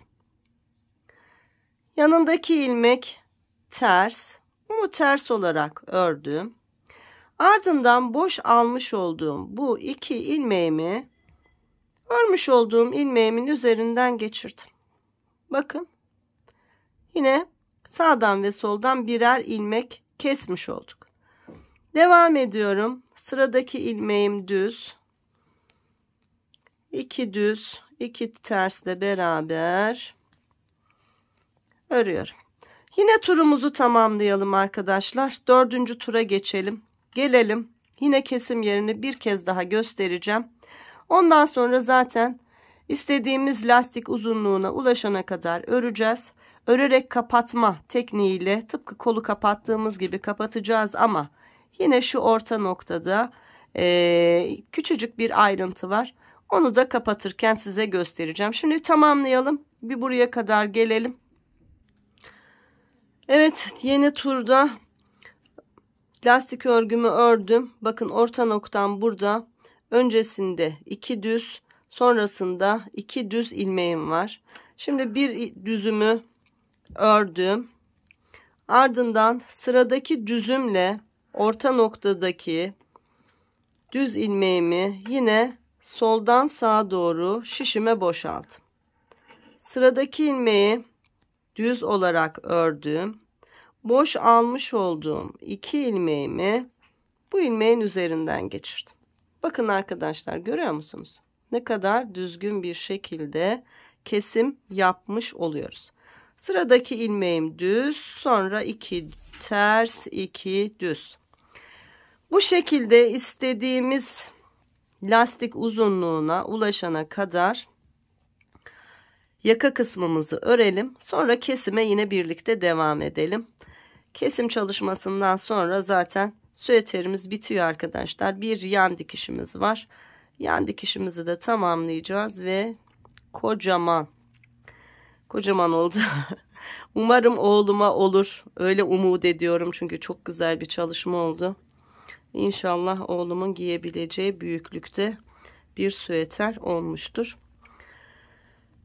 Şimdi kesim sıramıza kadar örelim. Kesimle devam edelim.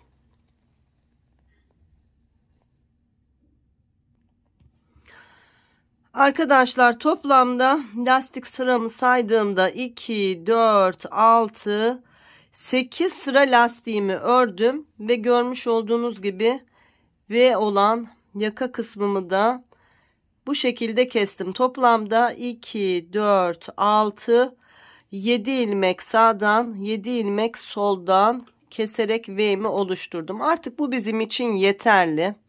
Şimdi tur sonuna geldik.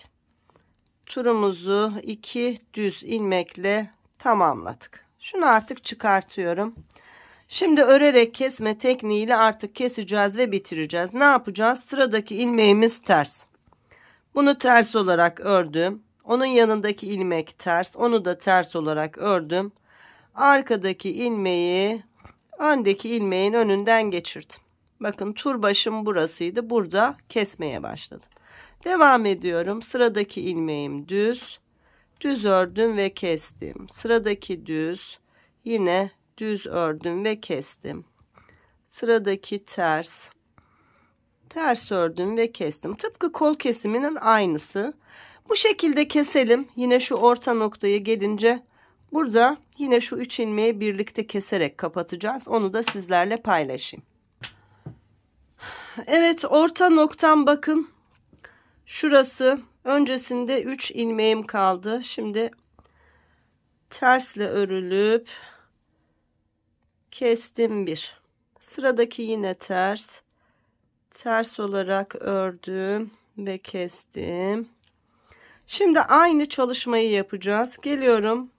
orta ilmeğimle yandaki ilmeği şişime boş alıyorum. Sıradaki ilmeğimi düz olarak örüyorum. Geliyorum. Arkadaki ilmeği üzerinden geçiriyorum. Bak orta çalışmamı yaptım arkadaşlar. Ve şu arkadaki ilmeği bir kez daha üstünden geçiriyorum. Burayı da bu şekilde kestikten sonra yine değişen hiçbir şey yok. Sıradaki ilmeği ters ördüm. Ters olduğu için arkadaki ilmeği üzerinden geçirdim. Tekrar sıradaki ilmeğim ters. Ters olarak ördüm. Arkadaki ilmeği üzerinden geçirdim. Evet, bu şekilde tur sonuna kadar var olan ilmeklerimizin tamamını keselim. Artık şu işaretleyiciyi de çıkartabiliriz.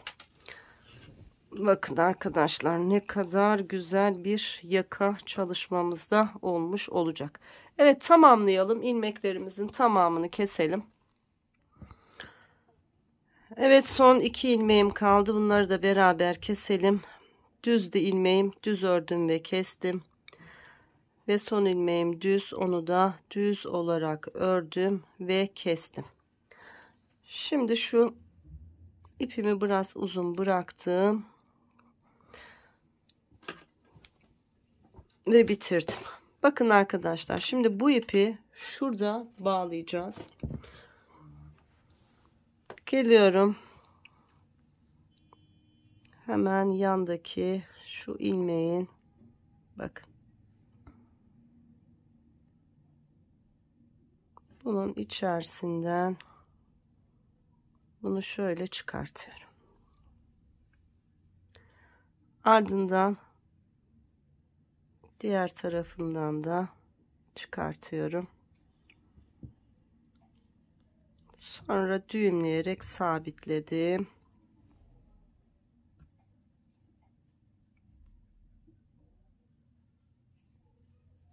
Bakın, şimdi ilmeklerimin arasından birkaç kez yürüteceğim ve fazla ipini keseceğim.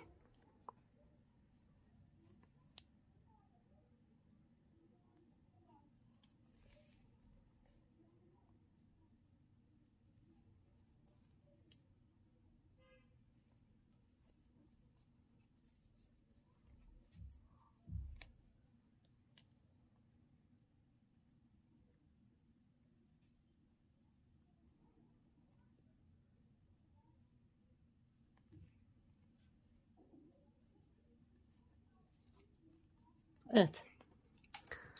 Yaka çalışmamız da bitti. Şimdi bakalım nasıl bir yakamız olmuş arkadaşlar. Gördüğünüz gibi çok düzgün bir yaka çalıştık. Şurada başlangıç ipimiz var. Bunu da hemen temizleyelim. Yine tığımın yardımıyla önce düğümledim. Ardından yürütüyorum.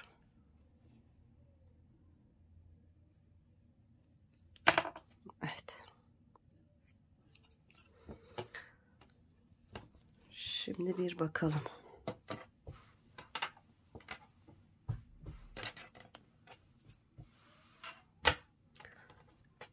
Tam omuzlarımızın şu orta hizasından. Evet arkadaşlar, harika bir yaka çalışması yapmış olduk. Bakın ne kadar hem yaka güzel, düzgün ve hem de ense oyuntusuyla, her şeyle harika olmuş oldu. Şu yakayı keserken çok sıkı tutmayın arkadaşlar. Böyle esnek bir yaka olmasına mutlaka dikkat edin. Evet, şimdi kenar dikişlerimizle beraber süeterimizi bitirelim. Sonra kameramı ayarlayayım ve son halimizi bir görelim. Arkadaşlar, yan dikişimi bir kenarını yaptım. Bakın ne kadar düzgün bir dikişle beraber diktik. Kol altımızda da lastiğimiz 2 düz 2 ters olarak devam etti. Aslında burada bir dikişimiz var fakat hiç belli olmadı. Şimdi aynı dikişi diğer tarafa yapacağız. Örgüye başlarken ipimizi bir miktar uzun bırakmıştık.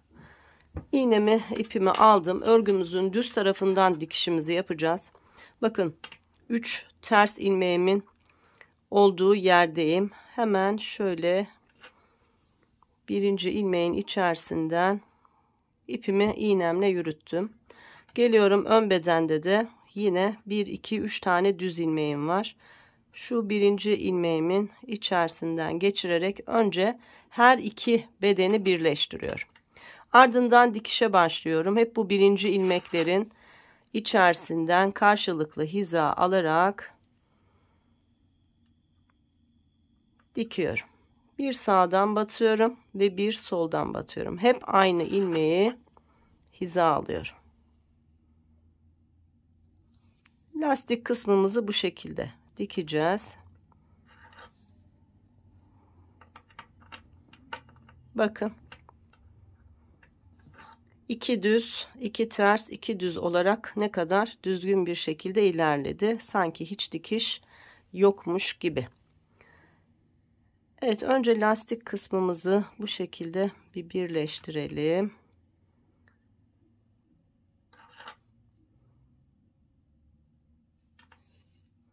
Bir sağdan, bir soldan batarak lastik kısmımı bitirdim. Şimdi haroşalı kısımlara geldik. Bakın. Haroşalı kısımlarda da arkadaşlar haroşa dişlerini hiza alacağız. Fakat şu ilk kenarı hiza almayacağız. Çünkü burada renk geçişlerimiz var ya. Bir sonraki haroşa dişinin arasından giriyorum. Bakın. Bir sağdan. Bu tarafta kenardakinden. Bir soldan. Bir sağdan. Bir soldan.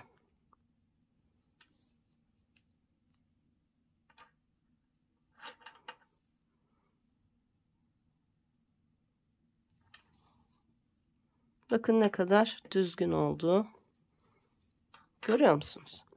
Bu şekilde şu kol altının lastik kısmına kadar gelelim. Sonra lastiği yine beraber bitirelim.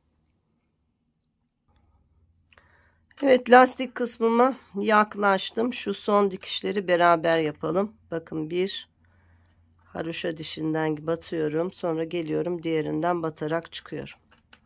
Bir sağdan. Bir soldan. Bu şekilde lastik kısmıma kadar ilerliyorum. Evet, lastik kısmımıza geldik. Şimdi lastikte yine aynı çalışmayı yapacağız. Burada da 3 düz ilmeğimiz ve diğer tarafta 3 ters ilmeğimiz var. Düz ilmeğimin birincisinin içerisinden batıyorum. Geliyorum. Ters ilmeğimde de birinci ilmeğin içerisinden batıyorum. Bakın.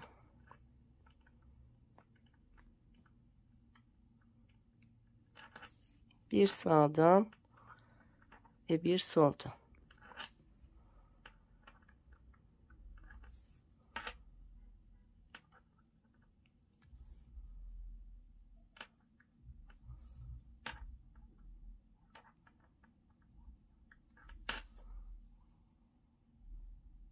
Sonra burada da yine karşılıklı iki ucu birleştiriyorum. Bu şekilde.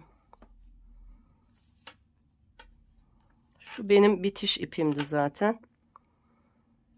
Son kez giriyorum. Şu iki ipi önce düğümlüyorum.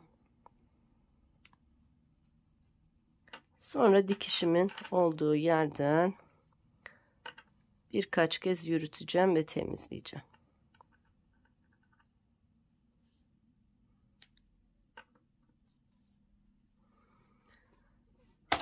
Evet, bunu böyle bitirdik.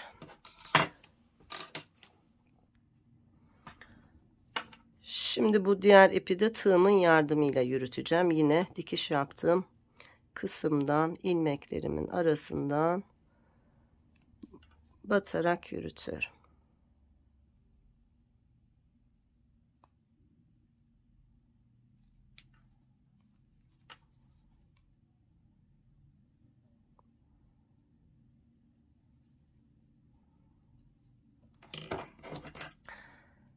Evet, dikişimizi de bitirdik. Böylece süveterimizi tamamlamış olduk.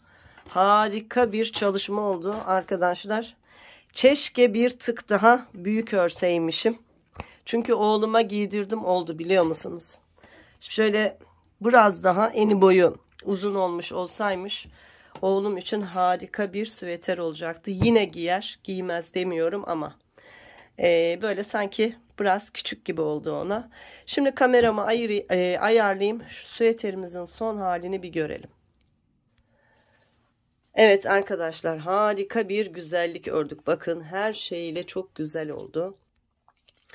Eni, boyu, yakası, kol evi, her şeyiyle arkadaşlar böyle sıfır hatalı, bakın dikişimiz vesairemiz her şeyle harika bir çalışma oldu ve kocaman bir çalışma oldu. Rahat 5, 6, 7 yaşın giyebileceği bir çalışma oldu ki benim oğlum 9 yaşında arkadaşlar. Biraz ufak tefek bir çocuk, ona da oldu ama ona biraz böyle küçükçe oldu. Tam böyle rahat bir süveter gibi olmadı. Büyüklüğümüz tam 43 santim uzunluğunda arkadaşlar. Şöyle tuttuğumda mezuremi bakın. Omuzdan ve tek ucuna kadar uzunluğu 43 santimetre. Enimiz yine aynı şekilde geniş. Rahat 34 santim ama esniyor arkadaşlar. Şöyle gördüğünüz gibi esnediğinde 36 santime, hatta 37 santime kadar esneyebiliyor. Şimdi omuzdan şu yaka ucuna kadar uzunluğum 16 santim. Kol evi yüksekliğim yine o da 16 hatta 17 santim. Kol altından sonraki uzunluğum 28 santimetre. Böyle kocaman ve çok güzel. Renkleri, deseni harika. Barbari desenli ya da ekose desenli ama Barbari deseni deniyor buna. Bir çalışma olmuş oldu. Arka bedenimiz bakın harika oldu. Haroşadan ibaret. Şu ense oyuntumuz yine harika olmuş oldu. Yaka genişliğimiz çok güzel. 9 yaşındaki oğlum çok rahat bir şekilde giyebildi. Yani her şeyle çok güzel bir çalışma oldu. Arkadaşlar şu lastik çalışmamızı keserken belirttim ama özellikle tekrar belirtiyorum. Şu kesimleri yaparken sıkı kesim yapmayın. Eğer sıkı kesim yaparsanız böyle esnek bir yaka elde edemezsiniz. Aynı şey kol evleri için de geçerli. Kesimlerinizi yaparken bol kesmeye dikkat edin. Sıkı kesmeyin. Örerken sıkı örün. Lastik kendini toparlasın. Fakat keserken mutlaka dikkat edin. Şimdi bu süveteri daha küçük örmek isteyen arkadaşlar mutlaka olacaktır. Ben V yaka olduğu için biraz daha büyük yaşların kullanabileceği bir model olduğunu düşündüğüm için büyük çalıştım. Küçük çalışmak isteyen arkadaşlar için en kolay yolu 330 metre 100 gram ağırlığında bebe ipleri kullanarak daha ince şişle örerseniz otomatik model küçülür arkadaşlar. Ya da şöyle çalışabilirsiniz küçültmek için. Şu görmüş olduğunuz iki ilmeğin arasında biz ne yaptık? 6 tane haroşa ilmeği kullandık. Bunu 5 yapabilirsiniz. Böylece de eni küçülmüş olur. Aynı şekilde boyunu da eninize göre ayarlayarak daha küçük örebilirsiniz. Daha büyük örmek isteyen arkadaşlar, ki bence en çok daha büyük örmek isteyenler olacaktır modelden kaynaklı, yetişkine kadar örebilirsiniz. Yapmanız gereken tek şey ne biliyor musunuz arkadaşlar? Daha kalın iple örerseniz zaten büyük olur. Ama aynı kalınlıkta iple daha büyük örmek isteyen arkadaşlar, şu aradaki haroşa ilmeklerini arttırarak örebilirsiniz. Yani 6 yerine şunları 7 yaptığınızda 1, 2, 3, 4, 5, 6, 2 tane de kenara koyarsanız 8, 10 ilmek artar. 10 ilmekte ne demek biliyor musunuz? Tam şurası kadar, yani kaç santim hemen söyleyeyim. Otomatik bir 5 santim kadar örgünüz büyür arkadaşlar. Bu şekilde yapabilirsiniz. Arayı 7 yaparsınız, 8 yaparsınız, yetişkine kadar örebilirsiniz. Hiç problem değil. Eğer aradaki sayıları arttırırsanız şu kol altı kesimlerinin de biraz daha derin olması gerekir. O zaman şurada biz 9 ilmek kullanmıştık. Bunu 11-12 ilmeğe kadar çıkarabilirsiniz. Yani örneğe uyumlu şekilde aralardan ve yanlardan arttırarak istediğiniz büyüklükte örebilirsiniz. Evet, bir anlatımın daha sonuna geldim. Bu sezonun yine en çok hoşuma giden en güzel modellerinden biri oldu. Umarım sizler de çok beğenirsiniz. Beğenen arkadaşların beğenilerini ve yorumlarını bekliyorum. Bir sonraki videomda görüşebilmek dileğiyle sağlık, sıhhat, esenlikler diliyorum. Hoşça kalın.